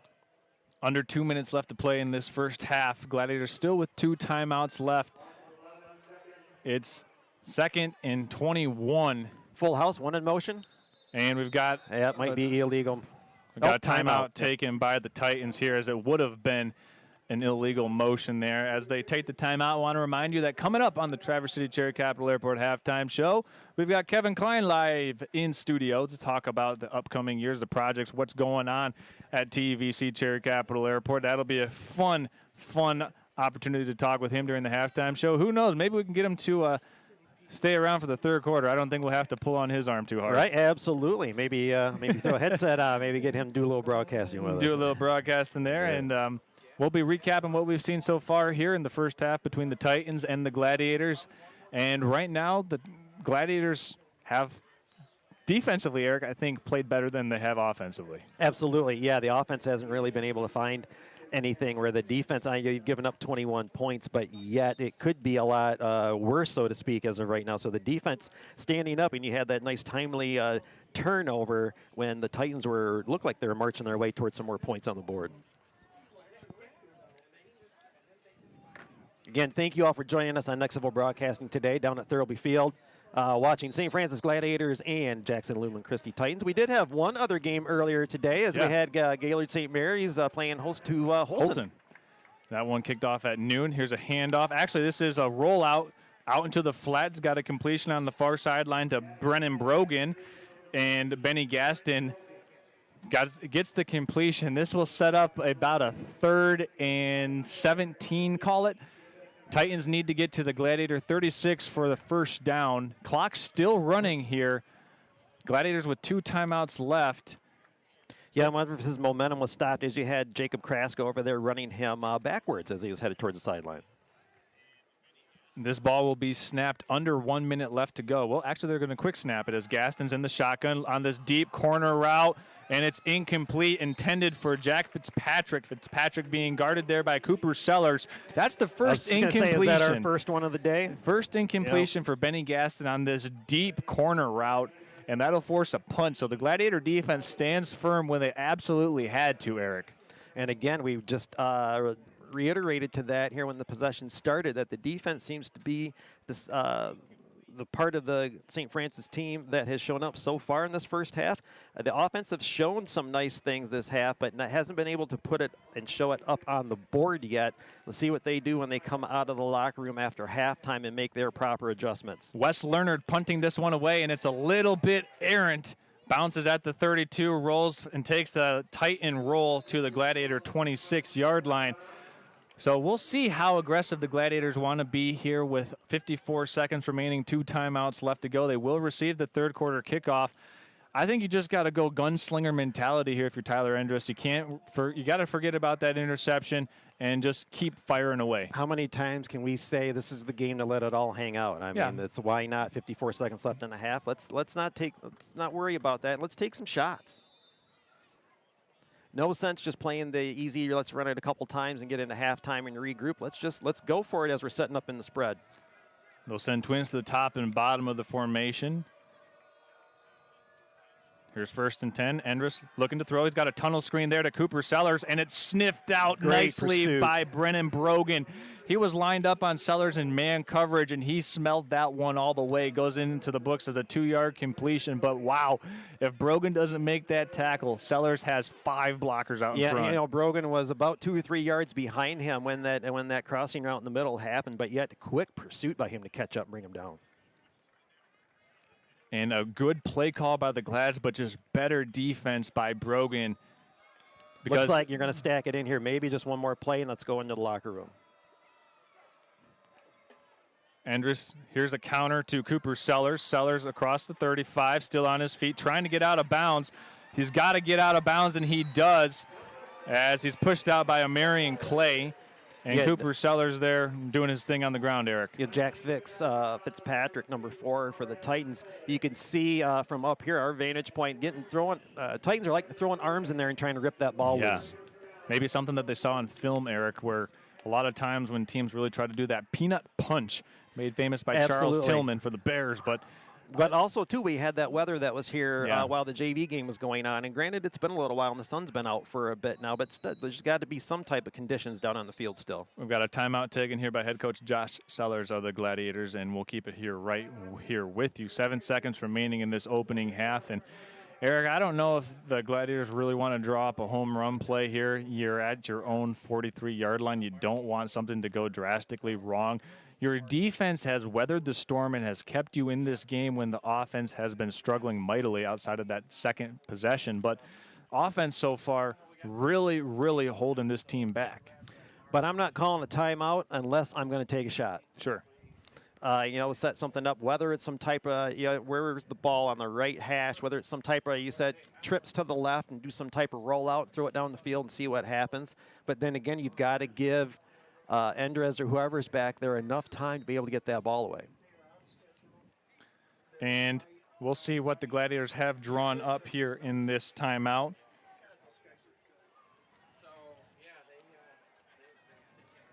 St. Francis set up again in the spread. Probably the last play of this half. I think that's fair to say, as the Titans put 3 guys back into their own territory, inside their own 40. Thompson in motion. We got a false start by the. We're going to get an should be offsides. against Keegan Grandy. Yeah, absolutely. That's actually the second pre-snap penalty for Grandy, but he's made an impact so far in the defensive line. So, as you're running off, you tell Coach, hey, Coach, I'm making some big-time plays. It's okay for a couple of these offsides. Well, I think you were getting ready to say you had Lumen Christi pretty much set it up and prevent defense. Yeah. Maybe like a roll back to the left, throw back to the right kind of play. It'd be a perfect setup for an Amon-Ra hook and ladder. Yeah. Lisinski to the right of Endress in the shotgun. Got a quick completion to Jetter. Jetter is at the 30, and did they get the timeout with 1 second left? They did. Head coach Josh Sellers right next to the side judge, and we'll take another look at that one here on the replay as Jetter's got a completion on the slant into Titan territory. Take a look at this one. Just Jetter coming from the slot, hooking it up at the 41. Endress with a nice ball, and also good clock management there because the timing of that, the Gladiators knew how long it was going to take. Really close. Yeah. Really close, or some home cooking. Well, sometimes home scoreboards have a lagging digit. It takes a long time from the signal to get from the room all the way down to the board sometimes. You get that little delay. Nonetheless, good execution here at the end of quarter scenario by the Gladiators. Your first real good look at an offensive pass play by the Gladiators, and nice pitch and catch on that one. So as it stands, the ball's at the 32. A field goal here would be from about 50 yards. So I think the offense will stay on the field here, and special teams will stay on the sidelines. So here comes the trips I was looking for, out to the left. It's Sam Wildfong to the bottom of the formation. Endress in an empty set. He'll drop back to throw. Deep down the sideline to Wildfong, incomplete. And that's how the first half will go in the books. Gladiators to receive the opening third quarter kickoff, but the Titans take a 15-point, two-score advantage into the halftime locker room. We're going to go ahead and step aside. When we come back in 2.5 minutes, we'll have Kevin Klein from Traverse City Cherry Capital TVC to join us here. You're watching Gladiator football here on Next Level Broadcasting. We'll be back after this.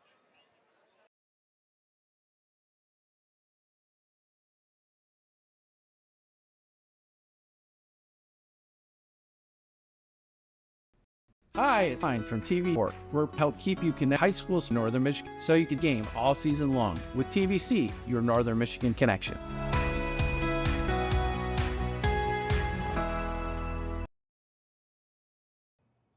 Hey, it's Troy with That's a Pizza. You're watching Gladiator football on Next Level Broadcasting. Oh, now that's a pizza!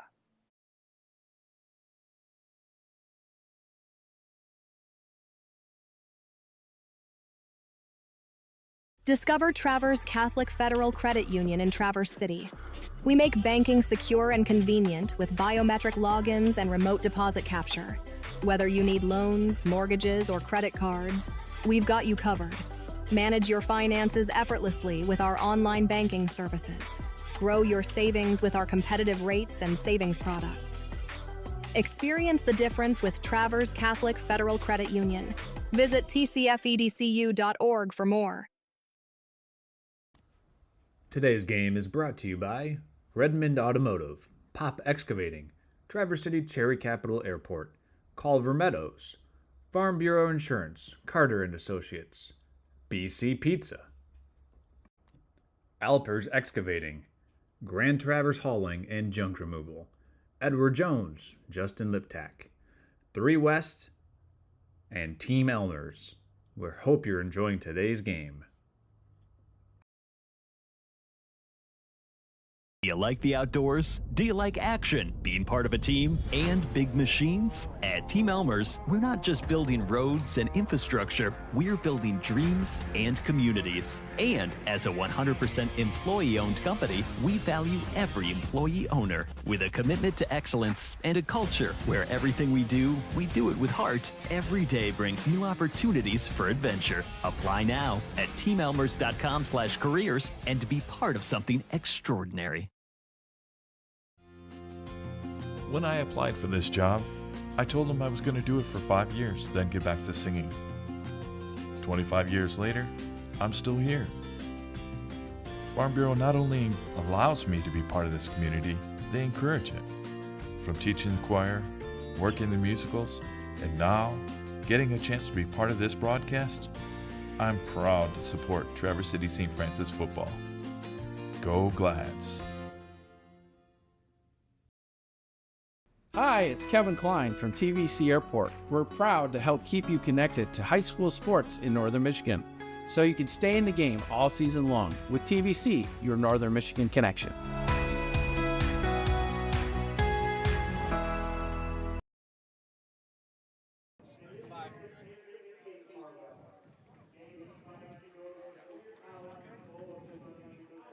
All right, welcome in, ladies and gentlemen, to the Traverse City Cherry Capital Airport halftime show. Charles Trail, Eric Huffman, joined by the man himself, Kevin Klein from TVC Cherry Capital. Kevin, great to have you on here at halftime here at Next Level Broadcast. And how you doing? I'm doing great. Thanks for having me. What a great game. What a great game. What a great afternoon, which started out looking maybe like an IFR day. Oh, definitely. but now looking like a great afternoon for some Saturday football here. We want to talk a little bit about TVC because you've got a lot of stuff going on, a lot of motion, as the kids like to say.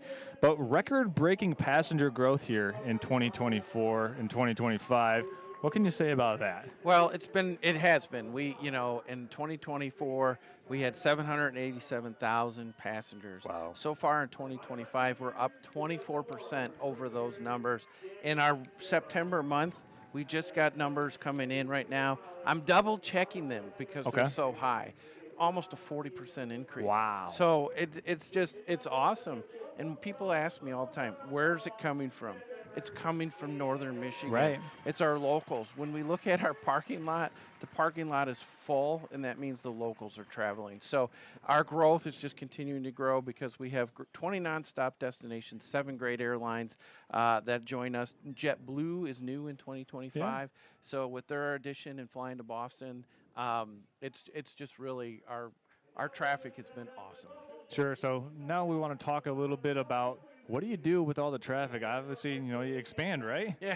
Well, it definitely, when you look at the airport and, you look at what can we do, where do we need to go? The airport is perfect size, runway length, everything else. So what do we need? When your family grows, you need another addition to the room. Sure. And it's our TVC Gates to the Future project that we're looking at.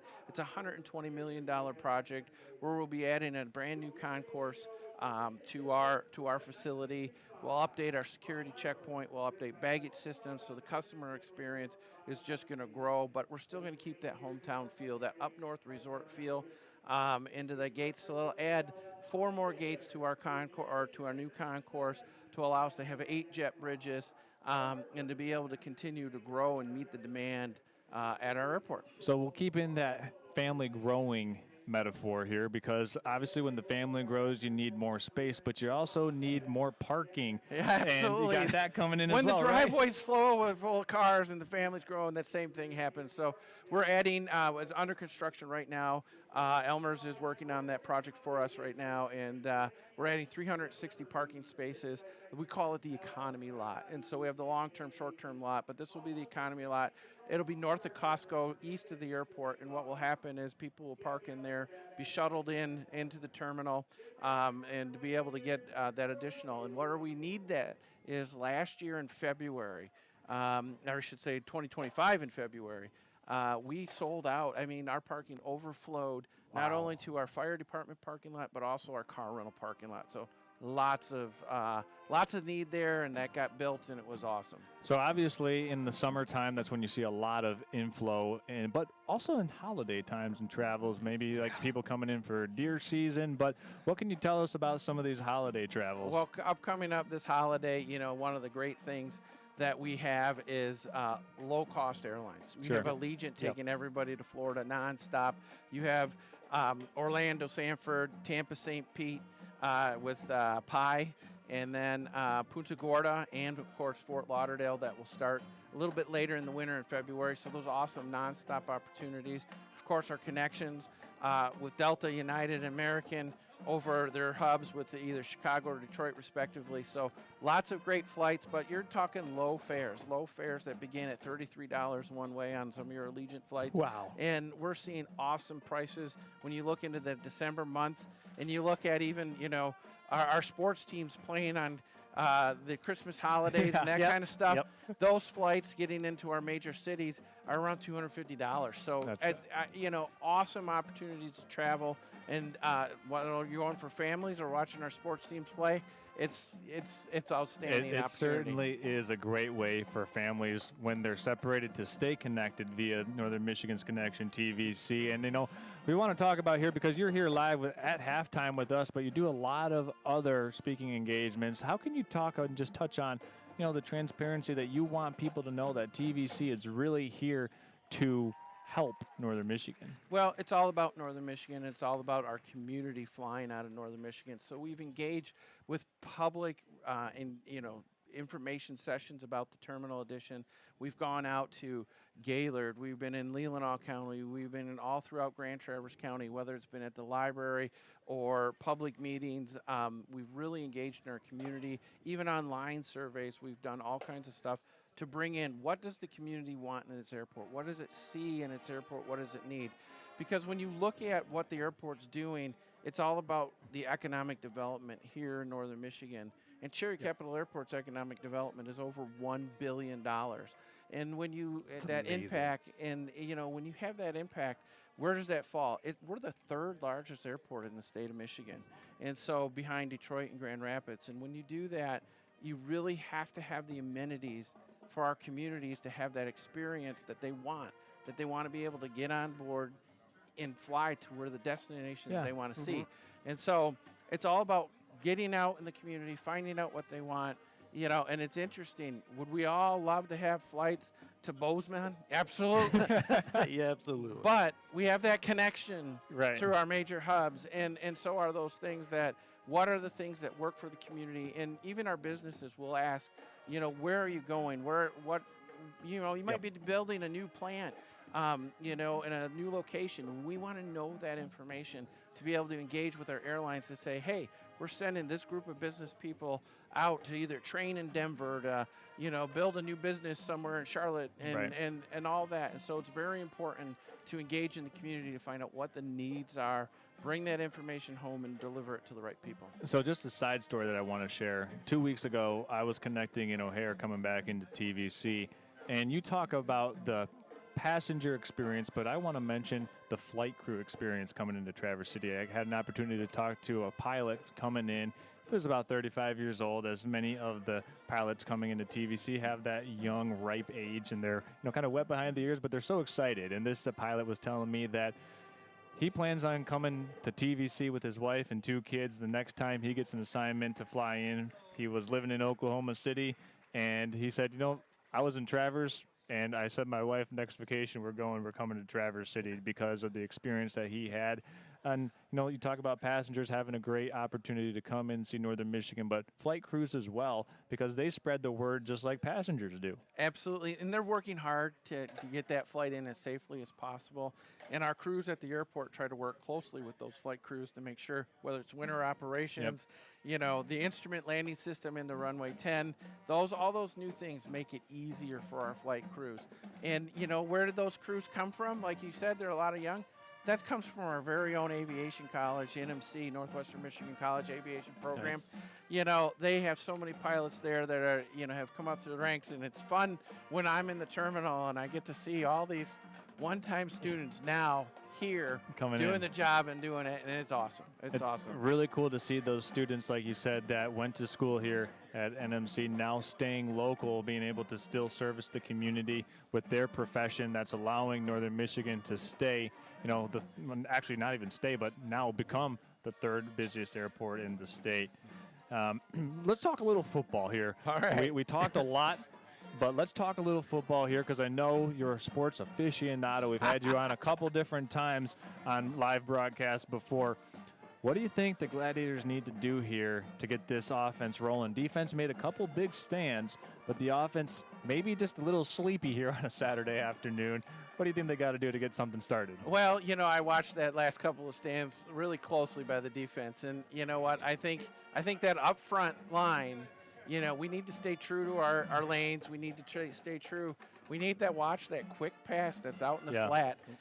So if we stay true to our defense, I think we got to keep in it. We got to keep up with that. On the offense, I'd like to see some shorter passes. Okay. I think we're going for the gusto, and I think that's great. But I'd like to see some shorter passes, some slants, some things like that to get some rhythm going in the passing game.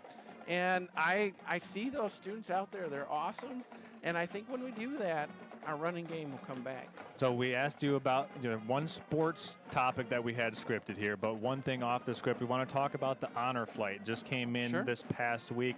Great experience. For those of you that don't know, the Northern Michigan Honor Flight sends veterans out to Washington, D.C. to give them a tour of our nation's capital. What can you tell us about the honor flight that just came in this past week? Well, if you have never been to an honor flight, I'm going to say start preparing for next year's honor flight, because it is a celebration of our veterans. We still had one World War II veteran, all the way through someone that just discharged here in 2019. And they came on board 8 o'clock in the morning, got on board. Allegiant did the charter. They flew nonstop here to D.C. They got off. They toured all the monuments, all the war monuments. They met with, congressmen and our Washington representation, and it was a very, very emotional experience, because what is it about is about honoring those veterans when they came home from all these wars, to really thank them for their service. And it's sometimes when you talk about some of our wars that our troops came back from, they weren't honored so much. Yep. And so this was an opportunity to engage with those. And so when they fly back in, This is the emotional part, is they fly back in and the community greets them. There's a flag ceremony where they come in through all the flags and the town, the communities around supporting them, clapping, cheering. But then, in the ceremony, they get mail. Right. In that moment, they get letters from family and friends in the community that really says thank you for what you've done. I'll tell you, that pulls on your heart. That is so emotional, and it makes me so proud to be a part of that. And so they flew in. So there was 80 veterans that went out, and then they had a companion go along to assist. And so about 160 people traveled in and out for that flight. And, you have to be there to see it. And we welcomed the community for that flight. So we give free parking and everything to get everybody in there, to be there for that, to cheer them on, and truly give them the welcome home that they deserve. Absolutely. So, Eric, let me bring you in here. Obviously, being a store owner in Charlevoix, right downtown, a lot of people that come in and visit your store are a funnel that come in through Traverse City Cherry Capital Airport. Yeah, absolutely. And I wanted to give him his proper flowers for TVC because not only do my wife and I use TVC when we go on our buying trips, I bring this up pretty much every week. I'm doing the read. We always go to Atlanta for a week and do our buying trip for our store in Charlevoix. But at the same time, as much as we look for economic growth in our city of Charlevoix and in northern Michigan as well, it's nice to see that you are also invested in not just the economic growth in trying to improve TVC, but looking at the economic growth of northern Michigan as a whole too. And it's nice to have somebody close by after I'm gone for a week to have that short 1 hour drive to get home. Or you can have people fly in and only be an hour away, or just a short pickup to spend your 3 days or maybe a week in northern Michigan. So I can't thank you enough for having a facility like TVC here to help not just with the Traverse City area, but the growth of northern Michigan as well. Well, you're very welcome on that. One of the greatest things is even your chamber tourism group that's there is a big part of it. We've worked, Amanda and her team there at the tourism group has really focused on what we call Discover Northern Michigan. And it's a co-op marketing opportunity where we have Charlevoix, we have Gaylord, Traverse City, and it's probably an alliance that you haven't seen in most parts of the country, let alone even our state. And this alliance goes out and we focus on those target cities, Atlanta being one of them, and the success to be able to continue to have those flights. So successful that Delta Airlines just told me on Friday, so yesterday before coming in. You breaking news? Breaking news. Breaking news. Is that Atlanta will be back next summer on the weekends, but it'll start earlier in June. Normally it starts around the 4th of July weekend. It'll be starting mid-June, Saturdays and Sunday, and then continuing through with the additional flights they added, very similar to last year's schedule. So we're talking 2 weeks earlier than last year. So great with Atlanta with Delta. So great, and thanks for bringing that flight back. So convenient to be able to get down to Atlanta from Traverse City even. And I just want to reiterate, add one thing to the honor flight thing real quick. I was fortunate enough to be out to Arlington Cemetery once and be there for the changing of the guard at the Tomb of the Unknown Soldier when there was an honor flight out there. And to be able not to just see the changing of the guard, but to see it with honor flight people there is a very special moment. And I was, again, fortunate to be next to 3 gentlemen that are actually in wheelchairs, so they had a different type of view from that. But just really cool to be able to converse with them, talk a little history with them, and see the emotions on their face, which again gave me emotions just to watch. You could just see the history in their eyes watching the changing of the guard. Oh, it's an amazing experience. It just the emotion takes your breath away. Yes, it takes it absolutely. away. And Arlington Cemetery is there, and it's so wonderful. On a personal experience, I was out to I did a European trip here recently, and we ended up in Normandy, France, and saw a lot of our World War II. The D-Day invasion and the graves and everything else, and so. It's to be able to thank our veterans for all that they sacrificed for us. It's just amazing. Absolutely. Amazing. So that's going to conclude our Traverse City Cherry Capital Airport halftime show here. Kevin Klein joining us. Kevin, I want to say thank you for coming on and talking with us. Thank you for helping to spur on tourism and marketing all through northern Michigan and helping to make Next Level Broadcasting possible to really connect Northern Michigan with its high school sports and making it possible for viewers to be watching from all over the country. So thank you. Thank you for having me. Go Glads. Go Glads. And if you're looking to book, go green. Go green. Go green. And one more line, if you're looking to book that holiday vacation getaway, that's tvcairport.com for you can do that and get out of the snow, maybe to a beach somewhere over the holiday vacation. Kevin Klein from Traverse City TVC Cherry Capital Airport joining us here. We're going to go ahead and step aside. When we come back, Glads and Titans, second half coming up after this. You're watching Gladiator football here on Next Level Broadcasting.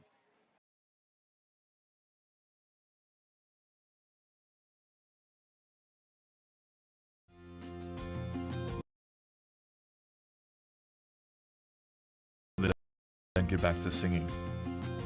25 years later, I'm still here. Farm Bureau not only allows me to be part of this community, they encourage it. From teaching the choir, working the musicals, and now getting a chance to be part of this broadcast, I'm proud to support Traverse City St. Francis football. Go Glads. All right, guys, here's what we got.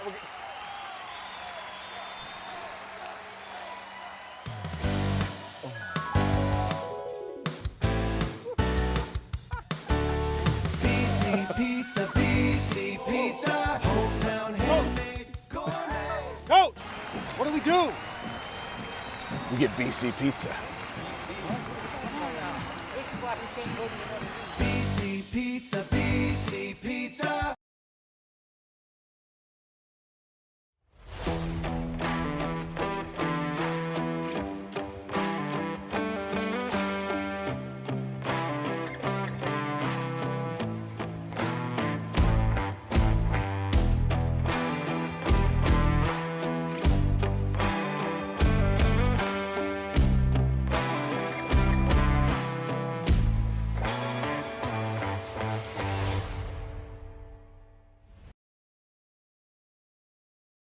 Hi, it's Kevin Klein from TVC Airport. We're proud to help keep you connected to high school sports in Northern Michigan, so you can stay in the game all season long with TVC, your Northern Michigan connection.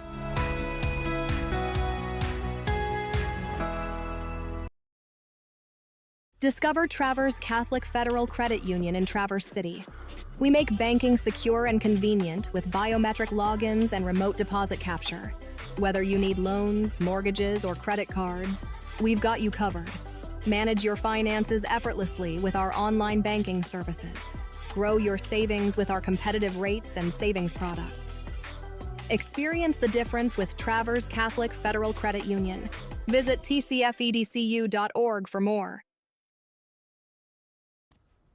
Today's game is brought to you by Redmond Automotive, Pop Excavating, Traverse City Cherry Capital Airport, Culver Meadows, Farm Bureau Insurance, Carter & Associates, BC Pizza, Alpers Excavating, Grand Traverse Hauling and Junk Removal, Edward Jones, Justin Liptak, 3 West, and Team Elmers. We hope you're enjoying today's game.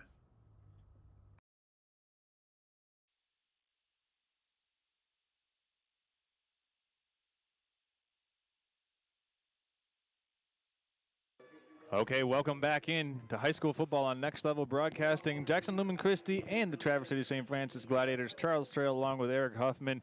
Want to thank Kevin Klein for stopping in the halftime show to talk about local economic growth development with Traverse City Cherry Capital Airport. Eric, your final thoughts on that? That was great. Yeah, I can't thank him enough for coming in here, taking time out of his schedule, come in here and talk with us. And great to see the improvements that are being made at TVC. And again, can't thank him enough for helping out with the economic growth in Northern Michigan as a business owner. And the economic growth of Next Level Broadcasting as well, as this Yes, one's sir. fielded at the 22 by Braxton Lisinski. Lisinski cuts it up, gets to the 31-yard line for a 9-yard kickoff return. This is where the Gladiators will take over on their first crack at it here in the second half. Got Broderick Martinez there on the tackle for the Titans.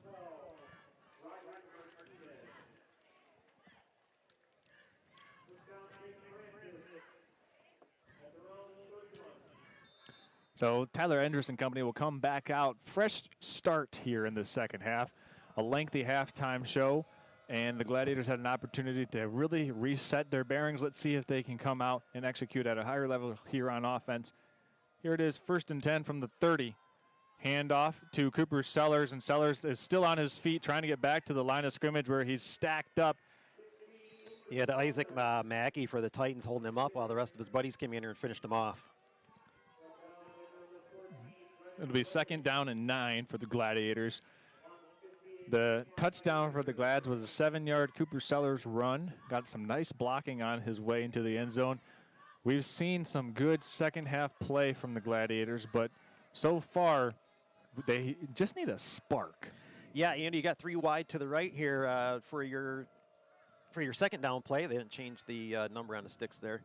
That should be a jump. It looked like it was Weston Vanderstelt who is the guilty party for the Titans.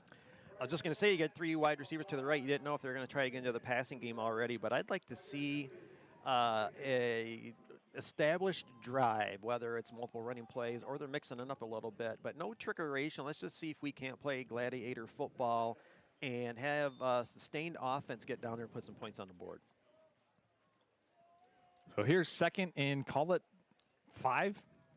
Let's call it 2nd and 5. Roughly, it's just inside 5 yards is what they need to get.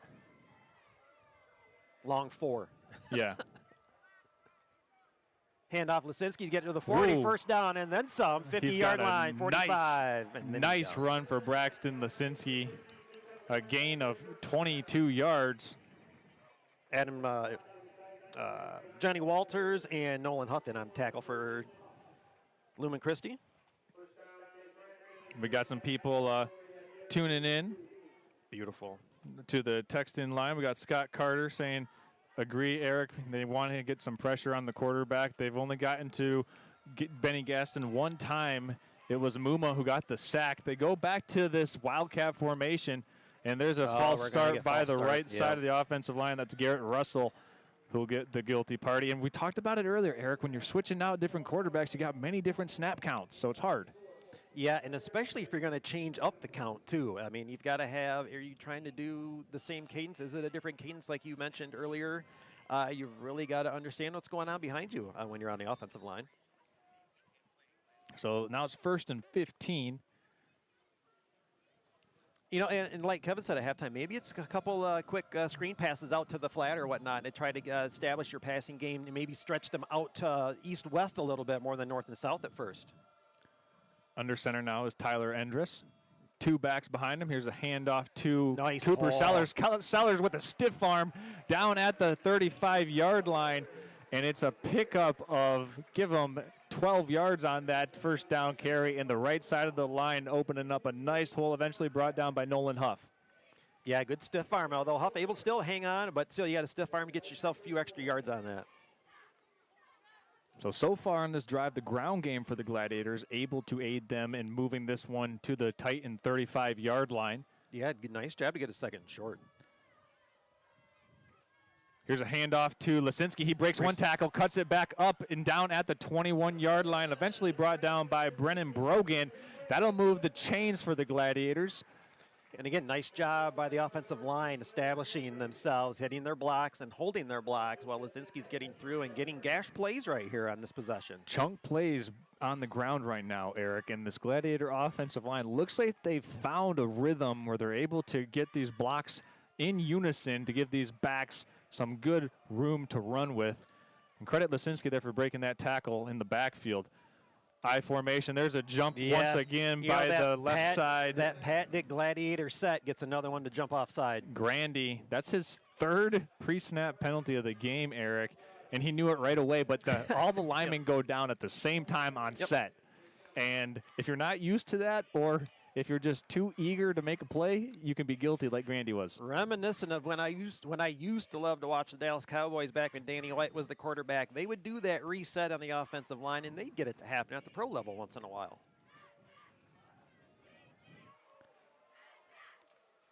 Gladiators come out, 2 tight ends set, Enders under center again, ball at the 15-yard line of the Jackson Lumen Christi Titans.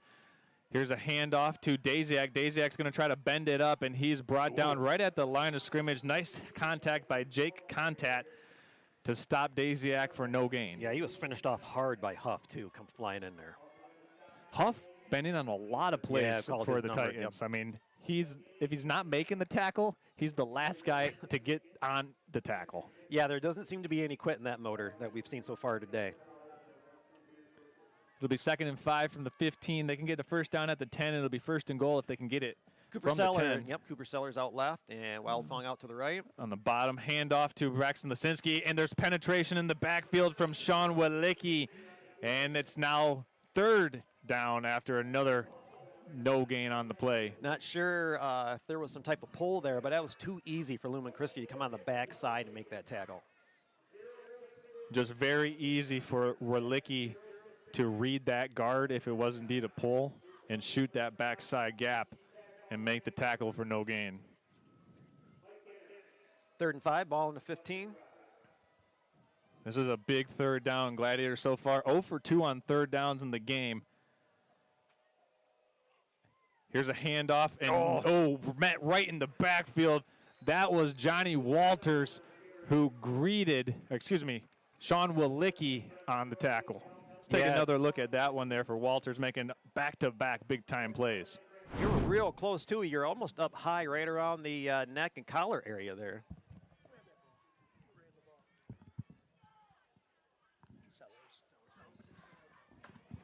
And there was Walicki. So back-to-back big-time stops for Walicki. It's 4th and 7 now for the Gladiators. They're most likely in field goal range here, Eric. Yeah, but you see 21-6. Again, this is the let it all hang out game, and we're going to set up with a full house. Looks like possibly a timeout. So far, the Gladiators are 1 for 2 on 4th down. We've got a timeout taken, and we'll keep it right here with you as the Gladiators want to set some things up here, as it's a pivotal 4th down here early on in this second half of play. This possession started with the Gladiators, and it's now 5 minutes and 20 seconds that it has consumed. We want to give a shout out to Pop Excavating. Hey, Traverse City, can you dig it? Well, our friends at Pop Excavating sure can. Specializing in septic systems, drain fields, building foundations, land clearing, site excavations, snow plowing, and much more. For your next large-scale project, leave the digging to Pop Excavating. Visit popexcavating.com for more info. Charles Trail, Eric Huffman, and Next Level Broadcasting here presenting Gladiator football. Big 4th down coming up here, Eric. Yeah, I'd be curious as they were setting up. Looked like a full house before the timeout, and they're coming out in the spread. Twins to the top and bottom of the formation. Endress in the shotgun with Bellinger to his right. Endress rolling to his right, looking to throw, and it's off the fingertips of Sam Wildfong. Gladiators unable to convert on 4th down, and the Titan defense stands firm. Possibly a little high on the throw, but definitely one that could have been hauled in as it hit him in the hands. Here's another look at this one. They're just going to move the pocket to the right. Tyler sets, throws. Sam just wasn't able to squeeze it at the 5-yard line. Had good separation on the defensive back, but the Titan defense takes over on their own 17. Yeah, if I had another chance to look at that, you don't know if Enders was throwing off of his back foot or possibly where that ball sails high. Here's a pitch out in the flats and a nice play made by Oliver Jaworski. Nice. Tackle for loss, getting to Johnny Walters for a 7-yard TFL. And again, you're getting Gladiators now looking to fire off at the ball and try to get in the backfield now. And very nice play made behind the sticks for Oliver Jaworski. Jaws, they call him. And he showed some teeth right there on that tackle. That was quick-witted by you. Nice. Thanks, man. Oh. It was the 8th game. I've had 8 games to try and perfect it. So here's 2nd and 16 now for Benny Gaston and company. Looking to throw, got a completion out into the flats. Yeah, this is Jack pitch. Fitzpatrick. Fitzpatrick still on his feet, brought down by Adam David at the 17-yard line. Give him a gain of 6 yards on the pitch and catch. Yeah, he shook off Tyler Thompson, able to get back to the original line of scrimmage. Gladiators are playing about 8 yards off with their defensive backs on the wide receivers, and the Titans are liking that, just getting a quick out to the receivers in the flats. Being that deep, you think giving them some space is okay, because that way you're going to have short screen passes, bubble screens, or some type of jet sweep or whatnot, and keeping the ball in front of you as opposed to being sucked up too far, giving up that big play. Here's 3rd and 10 from their own 17. Gladiators with an opportunity to get off the field and get the ball back if they can force a stop. You got to look out for Leonard in the slot. Just going to say, watch out for one. And they're going to throw, and it's incomplete. Well defense there on the sideline by Gabe Pfeifferich. And Gabe Pfeifferich will force the Titans to punt from their own 17. What a nice defensive stand by the St. Francis Gladiators that time. They look very confident in that defensive possession as well. Here's this coverage by Pfeifferich. Yeah, perfect timing. I mean, just right there at the catch point, trying to break it up against Fitzpatrick, and he did. It was a well-thrown ball by Gaston, but Pfeifferich, with airtight coverage, forces the punt. Glad defense here, Eric, has percolated and has really got their feet underneath them. You know, granted, giving up 21 points, but still, they've been the high point of St. Francis so far today. Leonard is going to sky this one, an air ball that hits at the 45 and checks up, and the Titans will down it at the 43. So as it goes down in the books, a 26-yard net punt. So now you've got, you're on the Lumen Christi side of the 50-yard line. This is a good chance, another chance to get some points on the board. You need some sustained offense. You got your defense showing up for you now in the second half. Now you need the offensive side of the ball to start doing the same thing, start getting your offense clicking. They'll take over at the Titan 43-yard line. 3-man backfield, Bellinger, Sellers, and Lisinski behind Tyler Endress. Quick handoff to Lisinski, and he gets tripped up there. Otherwise, he might have been able to bounce that one out. I was just going to say, that was going to be a gasher if he didn't get tripped up by 59. Matt Maraska. Yeah, nice play there. First time we've called Maraska. And that's a gain of 2 yards for Lisinski. But the ground game for the Gladiators, Eric, has found some rhythm.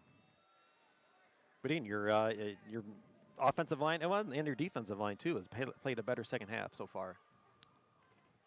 Hand off to Lisinski. Shakes one tackle, get a block from Bellinger out in front, still on his feet. Got first down yardage, where he's eventually brought down by Jack Fitzpatrick. Braxton Lisinski picks up 9 yards on that off-tackle play and moved the chains for the Gladiators. He had a chance by Willicki to haul him down for no gain, able to step through that tackle and move the chains. As we're getting down to 4 minutes to go in the third. Yeah, I want to talk about time of possession. The Gladiators have possessed this ball for approaching every single minute in this quarter. The Titans had it for about a minute and a half. Endress with a pop pass over the middle, caught by Sam Wildfong. Gain of about 8 yards on the quick hitter. Yeah, interesting setup as Endress looked like he was going to start going down the line with the ball and just kind of stood up and popped that pass out like you said. So the Gladiators going with a little more option type of veer football with Endress, those quick hitting pop passes. And like Kevin Klein said at halftime, let's get some quick completions out there and let our athletes get out in space. Well, I always talk about there in the Next Level Broadcasting show about Endress being a dual threat quarterback. Maybe get him the ball a little more for running plays. Here's a handoff that's going nowhere. Cooper Sellers dragged down for a tackle for loss by Sean Willicki. 2-yard TFL for number 9 for the Titans, and that'll set up a 3rd and 5. And Cooper Sellers is shaken up on the play, looking to be favoring that left ankle. It's the last thing you don't need. I guess, thankfully, if you've got any bumps or bruises coming out of this game, whether it's a win or loss, you have that off week before your playoffs start. So he'll head over to the Gladiator bench and get some attention from the medical team of Dr. Brian Kerr and Maddie Schultz. It's 3rd and 6. They need to get to the Titan 20. Under center. Here's a counter. It's faked me out. Endress on the keeper, gets back to the original line of scrimmage. I'll admit he faked me out too. Usually they hand that off to Daziak on the counter, but this time Endress keeping all 3 fakes, kept it himself and booted out blindly, but the Titan defense was ready for that one. You know, I received word that Sellers looked like on the sideline earlier was possibly rubbing Ham or a little part of his leg earlier, so you don't know if he's nursing a little bit right now. They're treating him for, looks like a lower leg cramp. Yep. Okay. Here's 4th and 5. Gun formation for Tyler Endress. Looking to throw. And it's incomplete, intended for Braxton Lisinski, defended by Benny Brogan perfectly. That's textbook there for 14 in white. Right at the sticks, too, so you don't know if the completion would have happened, if they'd have given the first down or not, or for it was, again, right at the first down marker. Here's a look at this one again. Lisinski's going to go out there, try to get to the sticks, hook it up. Endress put a good ball on him. But he would have gotten the first down. Yep, he was at the 19. Lisinski knew where the marker was, but Brogan coming through the back timed it well. And a second turnover on downs here in this third quarter by the Gladiators. A quick snap here, hand off to Walicki. He's got daylight. He's through the initial tackle by Ferrick, and he's got a first down. First down of the third quarter for the Titans. Adam David able to finish him off, not before another first down. Eric, would you go as far as saying that Sean Walicki, the most impactful player for this Jackson Lumen Christi team on offense and defense? I was going to say on both sides of the ball, absolutely. If you were going to do a POG for the Lumen Christi Titans, I'd definitely throw his hat in the ring right now. Sean Walicki, the senior, he has waited for his chance to get the opportunity to tote the rock in this Titan offense.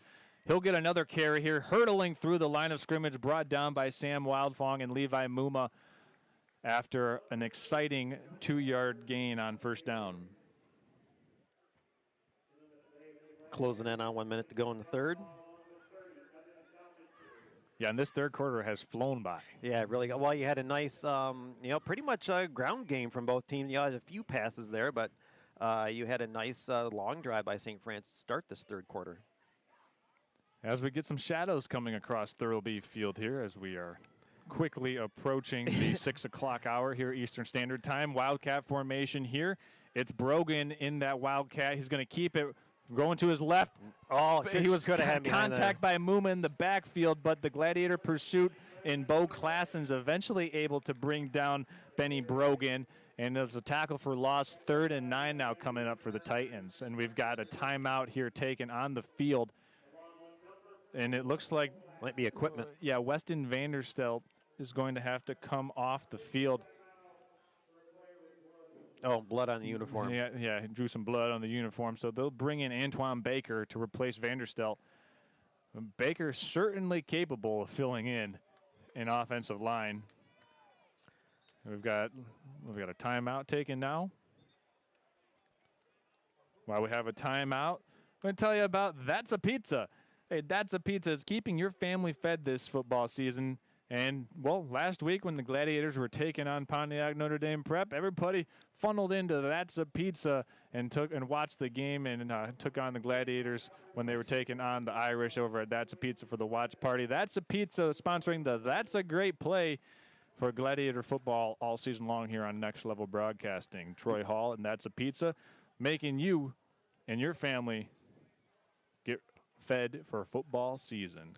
Absolutely. I love it when you get the establishments showing the Next Level Broadcasting games. You get those groups together, whether it's for dinner or just at someone's house for a little get-together. Nice to get a group. There's a quick rollout, and Levi Muma is there to stick Marion Clay for a stop on 3rd down. Both defenses right now, Eric, really putting some good film on tape. Yeah, I mean, you've got pretty much the same score that we had at halftime here. So defense is both showing up in the third quarter. Would you say so far that this second half has been dominated by 31 in blue and 9 in white? That's Muma and Walicki. Yeah, you had 2 players you can credit this quarter to. Yep. Well, we got a lot of credit to pay in the fourth quarter because we got a great game with 12 minutes left to go. Gladiators still down by 2 scores. They'll get the ball as we begin the fourth quarter of play. You're watching Gladiator football here on this special matinee presentation here on Next Level Broadcasting. We'll be back.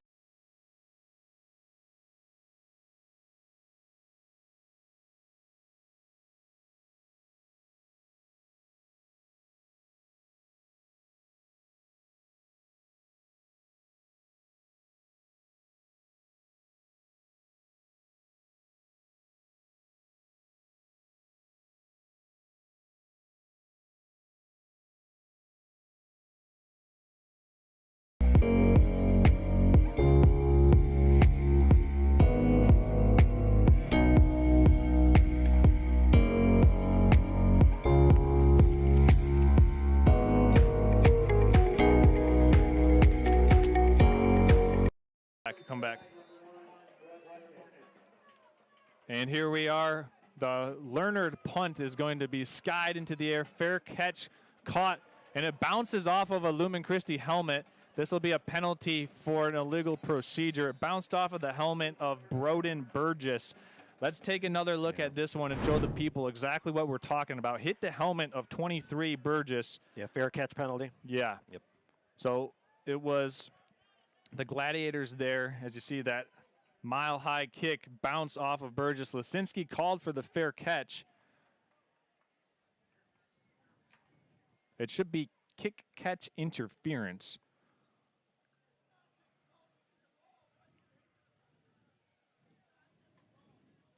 Get the meeting of the minds in the middle of the field here. Go ahead and show that one more time. And it bounced after it hit Burgess on the head. Fortunate it didn't make it any more confusing by hitting a Gladiator. Right. So the flag was thrown at the 35-yard line, and this will bring it all the way out to the 45. That's where the Gladiators will set up shop here. The second time they've had good starting field position in this second half. Now the key is, can they sustain a drive? Because we talked in the pregame, what would their third down conversions be so far, Eric? They've only converted one. Yep, and now you're in the fourth quarter. Now you've got to let it go. You've got to find ways to score. No sense looking for a sustained offense. You got to see what you can come up with to try to get some points down there. Lisinski in motion. Endress keeps it. Runs into Antoine Baker after a 4-yard pickup. Perfectly timed keep by the quarterback, as that was going to go for a loss if Lisinski ended up with that. Good read by Tyler to keep that himself there. Reading the end, reading Isaac Maki playing defensive tackle for the Titans. And Gladiators pick up 4 yards on that set first down carry. The cloud is my best friend right now, as people in the booth have watched me come up and down this thing probably 20 times trying to get the sun out of my eyes. This is I formation with an offset blocker in the backfield. Quick handoff up the middle. Lisinski cuts it up. Lisinski is going to cut this one through the Titan defense. Lisinski all the way in for a house call. Put it on the board. 52 yards for Braxton Lisinski, and the Glads are right back in it. Again, we keep talking about the offense sustaining some blocks and doing their job up front so the running backs can do theirs. What a great run by Lisinski. Talk us through this one here, Eric. Yeah, again, we talked about the offensive line establishing themselves, and you had them sustaining their blocks and setting up that hole. Lisinski, as soon as he gets to the second level, has nothing but daylight ahead of him. Wildfang set up for the extra point. Yeah, down by 9, going for the extra point here, looking to stay at a 1-score game. High snap, put down. Wildfang puts it up. It's up. No good. Wide right. And the point after is wide right. So this stays at a 9-point game. Still a 2-possession lead for the Jackson Lumen Christi Titans after the 52-yard Lisinski breakaway touchdown run. And that hurts, Eric. Yeah, you've got a couple of missed extra points now. So you wonder if you second-guess yourself and think, well, maybe I should have gone for 2 that time instead.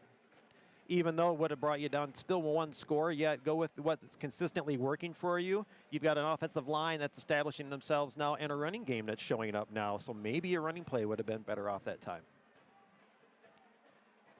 And for Jackson Lumen Christi, Eric, they have less than 30 yards here in this second half. Again, credit the defense. Can't credit them enough. Doing a great job, starting to fire off and getting some tackles for losses. And again, doing a much better job in the second half.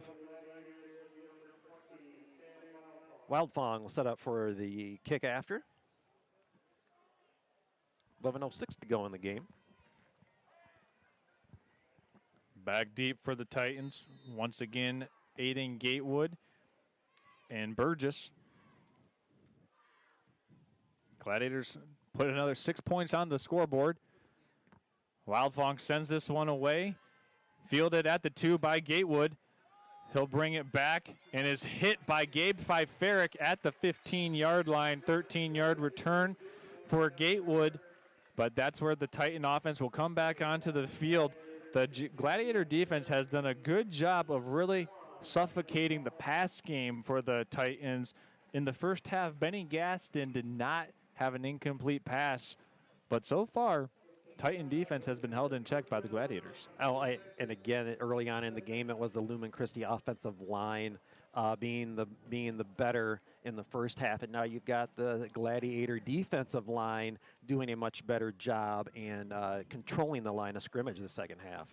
Titans send 2 receivers to the top of the formation. Gaston under center, Wylicki behind him, and this should be a penalty against the Titans, I believe. Looks like a false start, possibly. Yep. Again, you've got an inspired group. It's kind of, outside of us up here talking in the booth, really not inspiring. I haven't heard too much outside as you see the volume starting to ramp up a little bit as this game's getting closer. Well, one of the things here Saturday at 4 o'clock, it's a different atmosphere than what a Friday night game would be. But unfortunately, that's what the cards that you're dealt when you want to play teams from 3.5 hours away. And these two teams love playing each other. As Wylicki's going to get the handoff, cuts it off left tackle, follows his blocks. Wylicki into the Gladiator defense, brought down by Pfeifferik after a nice chunk play all the way out to the Titan 34-yard line. If he gets by Pfeifferik, then he may be gone for a score. 24-yard pickup on the play. And if he, like you said, Eric, gets by Gabe Pfeifferik, he might be taking that one to the house. Wylicki, maybe not with runaway speed, but great acceleration and great ability to make one cut and go. Well, and as much as he's done on both sides of the ball, to still have as much get up and go as he does at this stage of the game, it shows the gauge of his motor. Jake Contact at fullback, leading the way for Wylicki. Wylicki runs into Levi Muma. Two guys you're looking at least 8 yards on that carry again. And down in the backfield, slow to get up, is Benny Gaston for the Titans. He'll kind of lumber over to the sideline here to get. He's holding his right hand a little bit gingerly as the Gladiators shuffle in some fresh defensive bodies here. 2 minutes into the fourth quarter. Gladiators scored on a 52-yard Braxton Lisinski touchdown run here. I might do something that we would call when I play, it's like a veer lightning, or we'd move the backers up and send them off for the outside gaps instead of the inside. Hand off to Wylicki again, keeping the legs forward, meets Sam Wildfong for a 2-yard pickup. It'll be 3rd and 2. This time the Titans staying in 3rd and much more manageables than their previous possessions here in the second half. And again, you've got, sorry about that. Again, Gladiator defense kind of getting pushed around with this possession so far. But again, you get the defensive line to hold their men and get some linebackers, maybe walk a safety up and plug those gaps. You should be able to stop this on 3rd and 2. Clock winds. Ball's at the 43, 45-yard line, the line to game for the Titans for a fresh set of downs. Eric, if they don't get it here, do you think they go for it on 4th down? I think with the way this game has gone, although you've had St. Francis, I think probably the better of the two teams this half. I would think you'd punt it away and put it on your defense. Quick handoff. This is Fitzpatrick, and he does not get it. Yep. Fitzpatrick is blocked up there, and coming in is Zach Winowicki for a huge 3rd down stop as Fitzpatrick wasn't able to get the requisite yards required, and the Gladiators force a punt. Yeah, and it would be an interesting call if Lumen Christi were to go for it, as, again, the Gladiators have been able to get through that line of scrimmage more so this half than the first half. They're going for it. You see 58, Antoine Baker coming in the game. Reinforcing with the big beefies. Coming with some mass at left tackle. This might be hard counter quarterback sneak. Let's see what they do here. Hand off to Wylicki, and he's got the first down. Eventually tackled by Gabe Pfeifferik, a pickup of 3 yards. They brought in the beef, and Wylicki delivered the mail load. Yeah, Antoine Baker, he ran right behind him to set him up, and they're able to get the first down and lunge forward for a few more. So first down, courtesy of Sean Wylicki and the rest of that Lumen Christi offensive line. Eric, did you see where they went? They went off the left side where they brought Baker in. Like I said, they brought the big beefies in, and sure enough, they go right behind him. He'll set it for you, give you enough room for a first down. Going to throw a screen pass up the he's got center. him wide That's open. Lerner in the seam. Lerner is going to take this one all the way for a house call. 53 yards for the Titans, and Benny Gaston hooks up with Wes Lerner once more for a touchdown. You know, and Lerner didn't even have to break his stride, too. He just caught that and just able just to keep on going. Let's take another look at that one. Lerner running right up the seam, and wow. A 5-yard gap. Maybe they caught Braxton Lisinski with his Oh, eyes it's in one the of those getting backfield. tunnel vision, looking to see where the run play was going to come from. Yeah. And a well-timed play, good execution for the Lumen Christi Titans on that first down. Just one play after picking up a 4th down, and they'll line up to go for 2 here. Pitch it to Fitzpatrick, trying to get the edge. He's going to throw it. Pitch pass. And it was intended for Isaac Maki, but the Gladiators avoid that bullet. It's still a 15-point game after the Titans strike back. Well, Charles, my question would be the 27 points that Lumen Christi has put up, how many of those have been off of big plays? Well, let's see. You have that play. You have the double reverse pass. So, you know, that one they didn't get the So there's extra at least point half on. their points. So 13 points off of big plays. They also had 7 points off of turnovers. And, you know, you look at that, and then they had the opening possession that they took 82 yards for a touchdown. And there's the difference in the game. The Gladiators, couple big plays and one sustained drive, but the Titans, in terms of sustaining offense, much more adept to do so here this afternoon and have showed it. I think the overall difference will probably come down to Lumen Christi's been able to finish and St. Francis hasn't. I would agree with that. Also, Lumen Christi ahead in the turnover margin, 2-1. They forced 2 and only have had 1 fumble. And the Gladiators, obviously, on the other side of that equation, as this is a squib kick, fielded at the 22-yard line by Braxton Lisinski. He's still on his feet, brings it out to the 45. Nice return. Yeah, give him a 23-yard return on the play. And a good setup. Maybe you get a quick strike and get it back down to 1 possession again. Cooper Sellers, 16, back out on the field for the Gladiators, trying to stretch out that right leg. So good to see Cooper back out on the field. Gladiators trying to hold serve here after they had made it a 9-point game. They're down by 15 right now. Eric, if they score, get the 2-point conversion, they'd be right back into that 1-score situation because the point after no good for Lumen Christi on that requisite touchdown. Endress looking to throw, slips it out, intended for Sellers. Yep. You had at least 6-7 yards on that before the defense catches up to you, so that's a missed opportunity there. Pressure applied in the backfield by Keegan Grandy. And I think the edge pressure for Tyler just kind of closed in on him there. Yeah, I'll ask you real quick. We have really haven't talked about, you know, map pathology and snooze to you much today. But I think I mentioned earlier in the game, is this a game that would have an effect on playoff positioning for St. Francis depending on win or lose? I'll answer that after this play because it's a long-winded answer. Bellinger, the lone back behind Tyler Endress. It's a fake to Bellinger. Corner route by Braxton, and he's hit hard, broken up nicely by Nolan Huff. We got a flag coming from the back judge. Yeah. Let's see what he's going to call. That should be pass interference. He got there a little early. Let's take another look at that one here.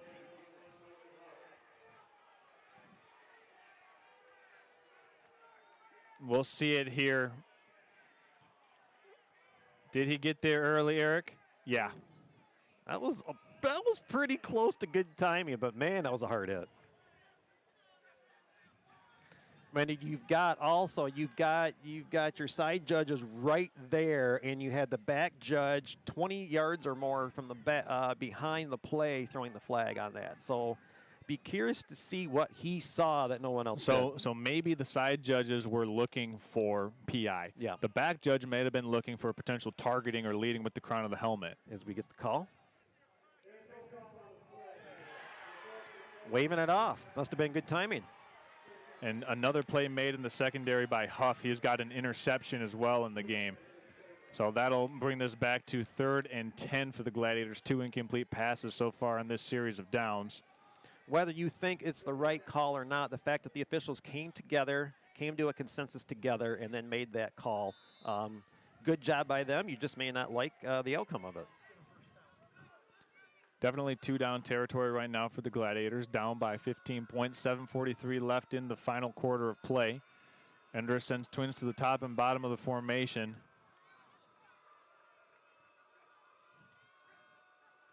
Bringing pressure, slip screen. It's caught by Lisinski. He makes one-man miss, gets a block from the ref, still on his feet. Brought down at the 41-yard line, and there's a first down to Braxton Lisinski. He's eventually tackled there after a nice pickup by Johnny Walters. That was dangerous and almost a catastrophe as that screen pass was set up. He's catching that, almost wrapping around a lineman trying to haul that ball in before he took off. He got a block from a lineman, and he got a block from the, not the line judge there, the back judge. Gotcha.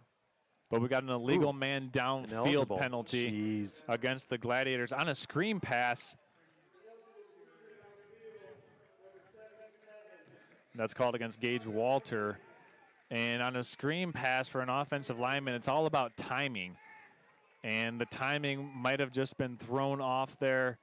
So this will back the Gladiators up 10 yards from the spot of the foul. So it's 3rd and 14. Good play call. Just a little bit out in front of that one. And I understand why, like an offensive lineman, you got to get out into that screen pass to block.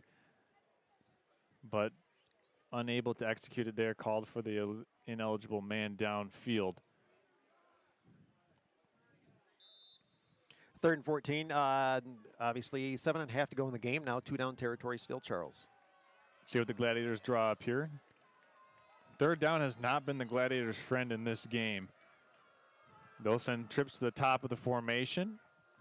Endress looking to throw, gets a block, and he's sacked coming from behind. Ball's out, pressured from the edge by pass. It was Cash Cooper, 33, who brought the pressure from his position there, and Endress got the ball out, but right as he was getting hit. So, Charles, while we've got a second, getting back to my question about playoff positioning, as obviously it's the Gladiators' last game with still one more week to go. So what will this have an effect, win or lose, on their playoff positioning?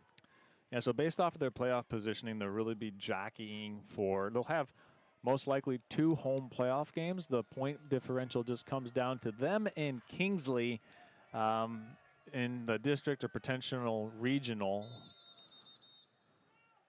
as a whistle stops play here at 7:16 to go in the quarter. Delay a game. Yeah.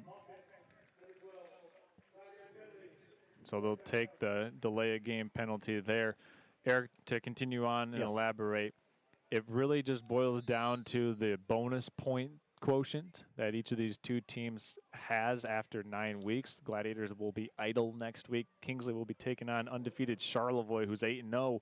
So there could be some bonus points that swing toward the Stags. But nonetheless, the Gladiators will have 2 home playoff games most likely. And that would have been my other question, as the punt's just going to roll dead. Gladiators will down it at the 32-yard line. That was going to be my other question, as it have an effect on how many home games they will get. Yeah, so I think 2 home games is very safe. Yep. The 3rd home game would be dependent on if Kingsley wins their district and region, if the Gladiators win their district and region, where that game between potential Kingsley and Gladiator matchup would be dependent on which team has more playoff points. That's right, because they are at opposite ends of the bracket, correct? They're in the same side of the bracket for a semifinal or quarterfinal matchup. All right. Here's a handoff to Waylicki, and Waylicki's downed after 1 yard, brought down by Levi Muma. And so far, from my recognition, tells me Levi Muma having the best game of his season so far this afternoon. You got a flag thrown in? Yeah, late flag. Yep. Let's take a rerun of that one so we can see if we can diagnose what this flag might be. Here's Muma making the tackle.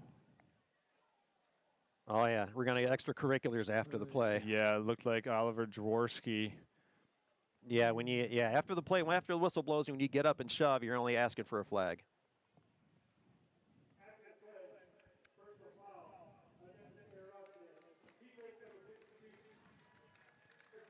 So that will be a first down for the Titans. And not what you want to do in offense that's already put 27 points up on the board. You don't want to give them free yards. Yeah, and for Lumen Christi getting close to the 50-yard line, now you're getting into the realm of that opens up their playbook too, as we've seen quite a bit from them with the special plays today. This is when they want to dial up those shot plays, as we've seen twice in this game.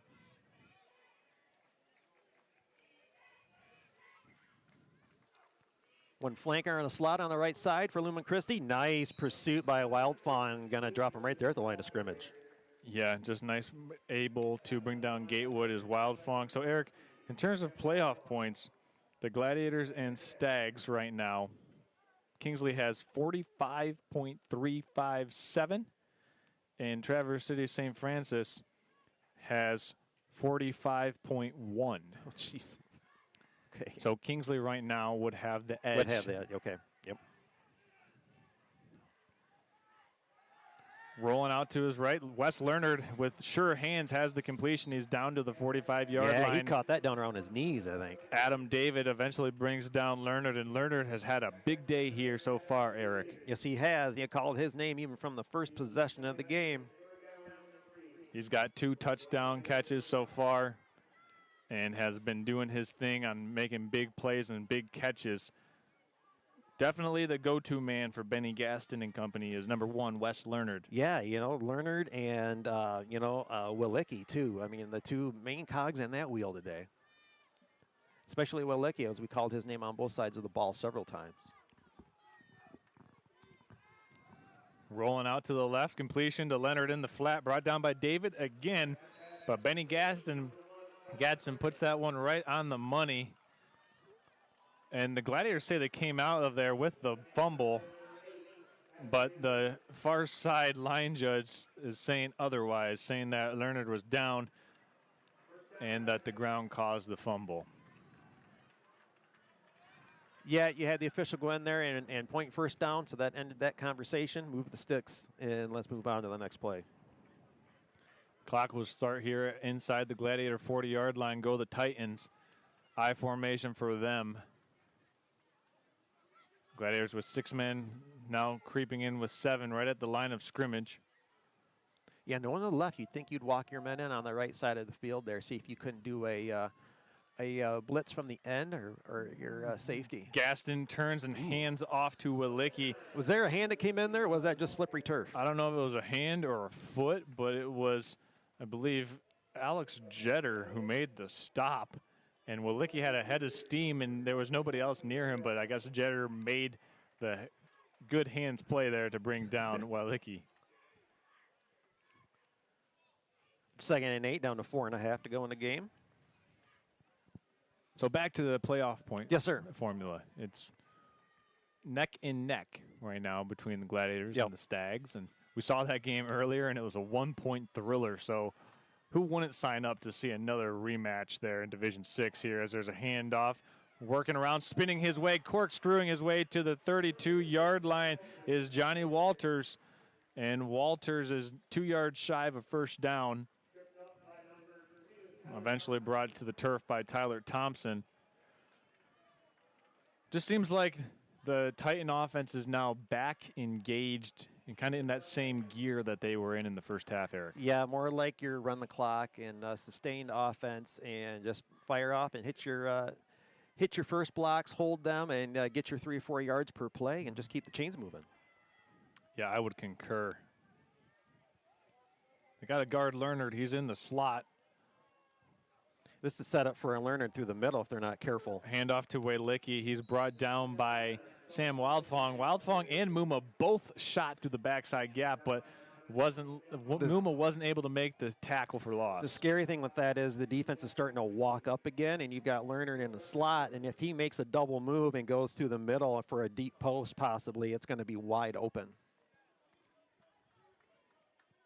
Gladiators really haven't gotten much pressure on Benny Gaston so far in the game. Only 1 sack, and it was Levi Muma who had that sack. And it's been a good execution of offense by the Titans here, not getting into obvious passing downs. And when they've had to pass, usually only 2 to 3 men route combinations, and the offensive line holding up well in pass coverage or blocking coverage. While we have an opportunity to do so, we want to tell you about Sky Media 45. Hey, need to enhance your brand? Sky Media 45 combines excellent photography with post-production work to create stunning video and image content. Showcase your community event or business with their expert aerial solutions. They're ready to fly for you. Visit them online at skymedia45.com. And if you want to see some of their work, go on and toggle back to the St. Francis versus Grayling game. Yeah. Sky Media 45 and Tom Klemetson were here for that one, providing some excellent aerial shots. And they were in East Jordan last night of Boswell Stadium, getting some beautiful shots above Boswell and East Jordan for Boswell's that great, so beautiful in the fall. Great leafage. Leafage, yeah. Also, we'll tell you about the Traverse City Cherry Capital Airport here in a brief moment as both teams come out. It's 4th and about 1. Let's see what the Titans opt to do here. Hard count or maybe just handing this one right up the middle to Wilecki. Yeah, I think just, stay in your blocks, give it to Wilecki. He'll just lower his head, and you'd think he'd be able to get a yard. Baker comes back in. Power formation with an extra lineman. Hand off to Wilecki right up the middle where he's stacked up, but he should have first down yardage. Wilecki met. Yeah, and they ran again. They ran again in the area of Baker. Looks like possibly enough for the first down. And that is just enough by the nose of the football. The Titans have the first down. Wind the clock down to under 2:40 to go. Can't thank you all enough for joining us on Next Level. Don't forget to join us next Thursday for the Next Level Broadcasting Show. We'll go over this game and all the other games Next Level World from this week. We'll talk some college and some pro. Maybe you'll mix in a little other sports. And then we'll talk about the games for Week 9 of the high school football season. It is the Next Level Broadcasting Show Thursday. We usually start that right around 6:30. There's a 3-yard gain there on first down out to the Gladiator 25-yard line. And one more time here, hey, if you're dreaming of the sun and sand this holiday season, then the TVC Cherry Capital Airport, they can get you there. Whether it's to the Florida beaches, the Caribbean, or to hit the links out in Phoenix, fly nonstop on Allegiant or with just one stop on American, Delta, United, to name a few of their airline partners. And let's book that fall or winter vacation to 20 nonstop destinations served by their 7 airlines, including Avello and Sun Country. Don't miss out. Seats are filling fast, and now is the time to book that 2025 fall and winter vacation experience. Visit tvcairport.com for up-to-the-minute flight details and how you can get away today via the Traverse City Cherry Capital Airport, your Northern Michigan connection. Charles Strail and Eric Huffman here, the crew of Next Level Broadcasting. 2 minutes, 15 seconds left to go here. Gladiators huddling up here trying to determine what they want to do on 2nd and 7. They've got one timeout left, and this drive has been a clock-consuming drive by Jackson Lumen Christi, trying to put this game on ice, Eric. Yeah, and it looks like are they just going to move him around? Looks like they've got Baker moving him over to the right side this time. Makes you wonder if the Gladiator defense can see that and possibly look where the setup of the play is going to go as they go to the right side right over Baker.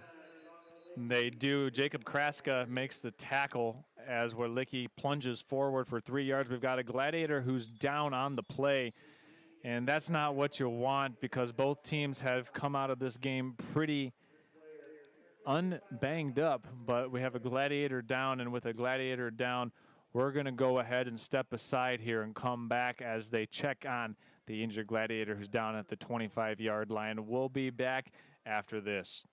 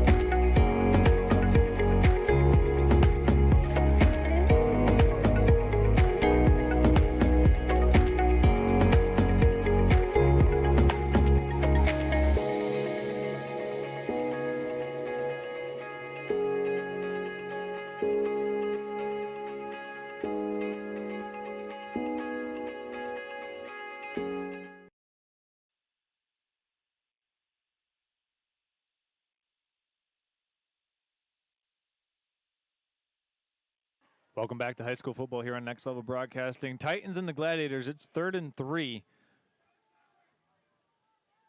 Gaston under center, 3-back formation behind him, handed off to Welicki, working off of left tackle, and Welicki has enough for first down yardage. Gladiators can no longer stop the clock. They've used all 3 timeouts. Ball is inside the goal or the red zone now for the Titans, and this can just be a quick kneel down here for the Titans, Eric. Yeah, and again, when it came down to it, Jackson Lumen Christi able to sustain their offense and do enough on defense to end up right now with the 27-12 lead. It looks like that could be what the final score will end up. As it goes down in the books, that's a pizza. That's a great play of the game today for the Gladiators. It was a 52-yard Braxton Lisinski touchdown run as Benny Gaston goes down, takes the knee with 1:30 remaining, under 90 seconds left to go. Our hardest working player of the game, presented by Team Elmer so far for the Gladiators, going to number 31, Levi Muma. Yes, absolutely. Called his name some nice hard hits that got me to react up here in the booth today. So next week, the Traverse City St. Francis Gladiators will be idle. Jackson Lumen Christi will be taking on Center Line in the CHSL Bowl. So they'll be active next week after securing a good victory here over their lone Division 6 opponent on their schedule this year. And, well, the Gladiators, they dropped their last 2 games of the season, go 6-2. They'll be waiting around, get a bye week to try and heal up for the playoffs. That will begin in 2 weeks for the Glads on the weekend of November 1st or potentially the 2nd. Yeah, but a lot of things can change, especially in playoff world. But some of these teams and some of these games and matchups going into Week 9 are very intriguing to see who can make the playoffs, some needing a win possibly to get in still. So this one will go final. The Titans of Jackson Lumen Christi 27, the Gladiators of Traverse City St. Francis 12. Don't go anywhere, folks. We got a lot more to talk about and wrap up coming on the postgame show presented by Culver Meadows and Team Elmers. We'll be back after this, and then hopefully also have some player interviews here live from the press box.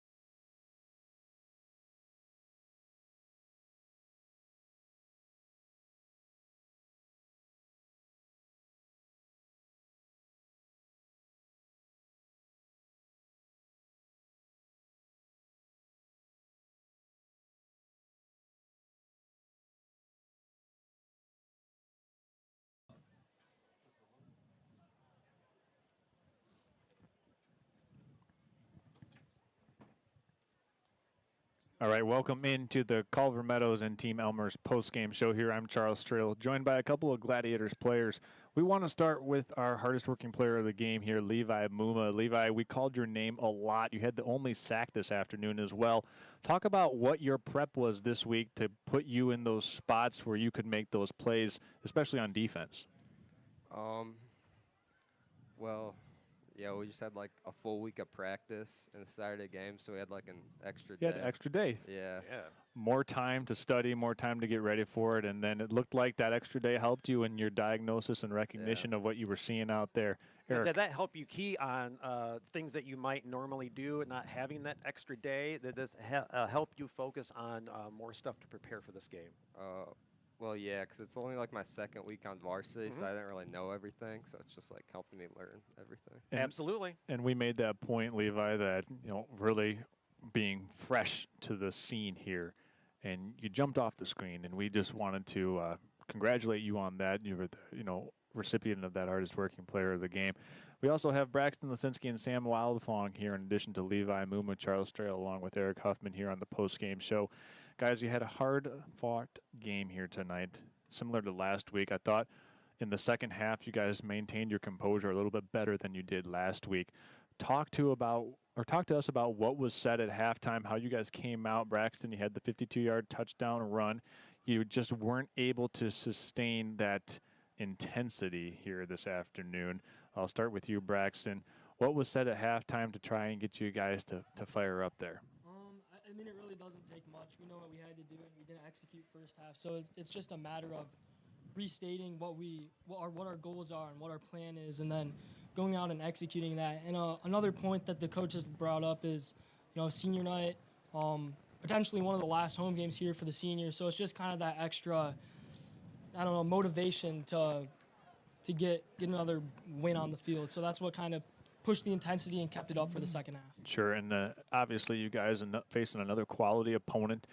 Jackson Lumen Christi, you're the only Division VI school that they play on their schedule, so that just goes to show you the respect that they have for you and the program that you guys have been working so hard for throughout your high school careers. Sam, let me come to you here. Obviously, this one, they came out with a 15-point win, not the way you would have drawn it up here on senior day.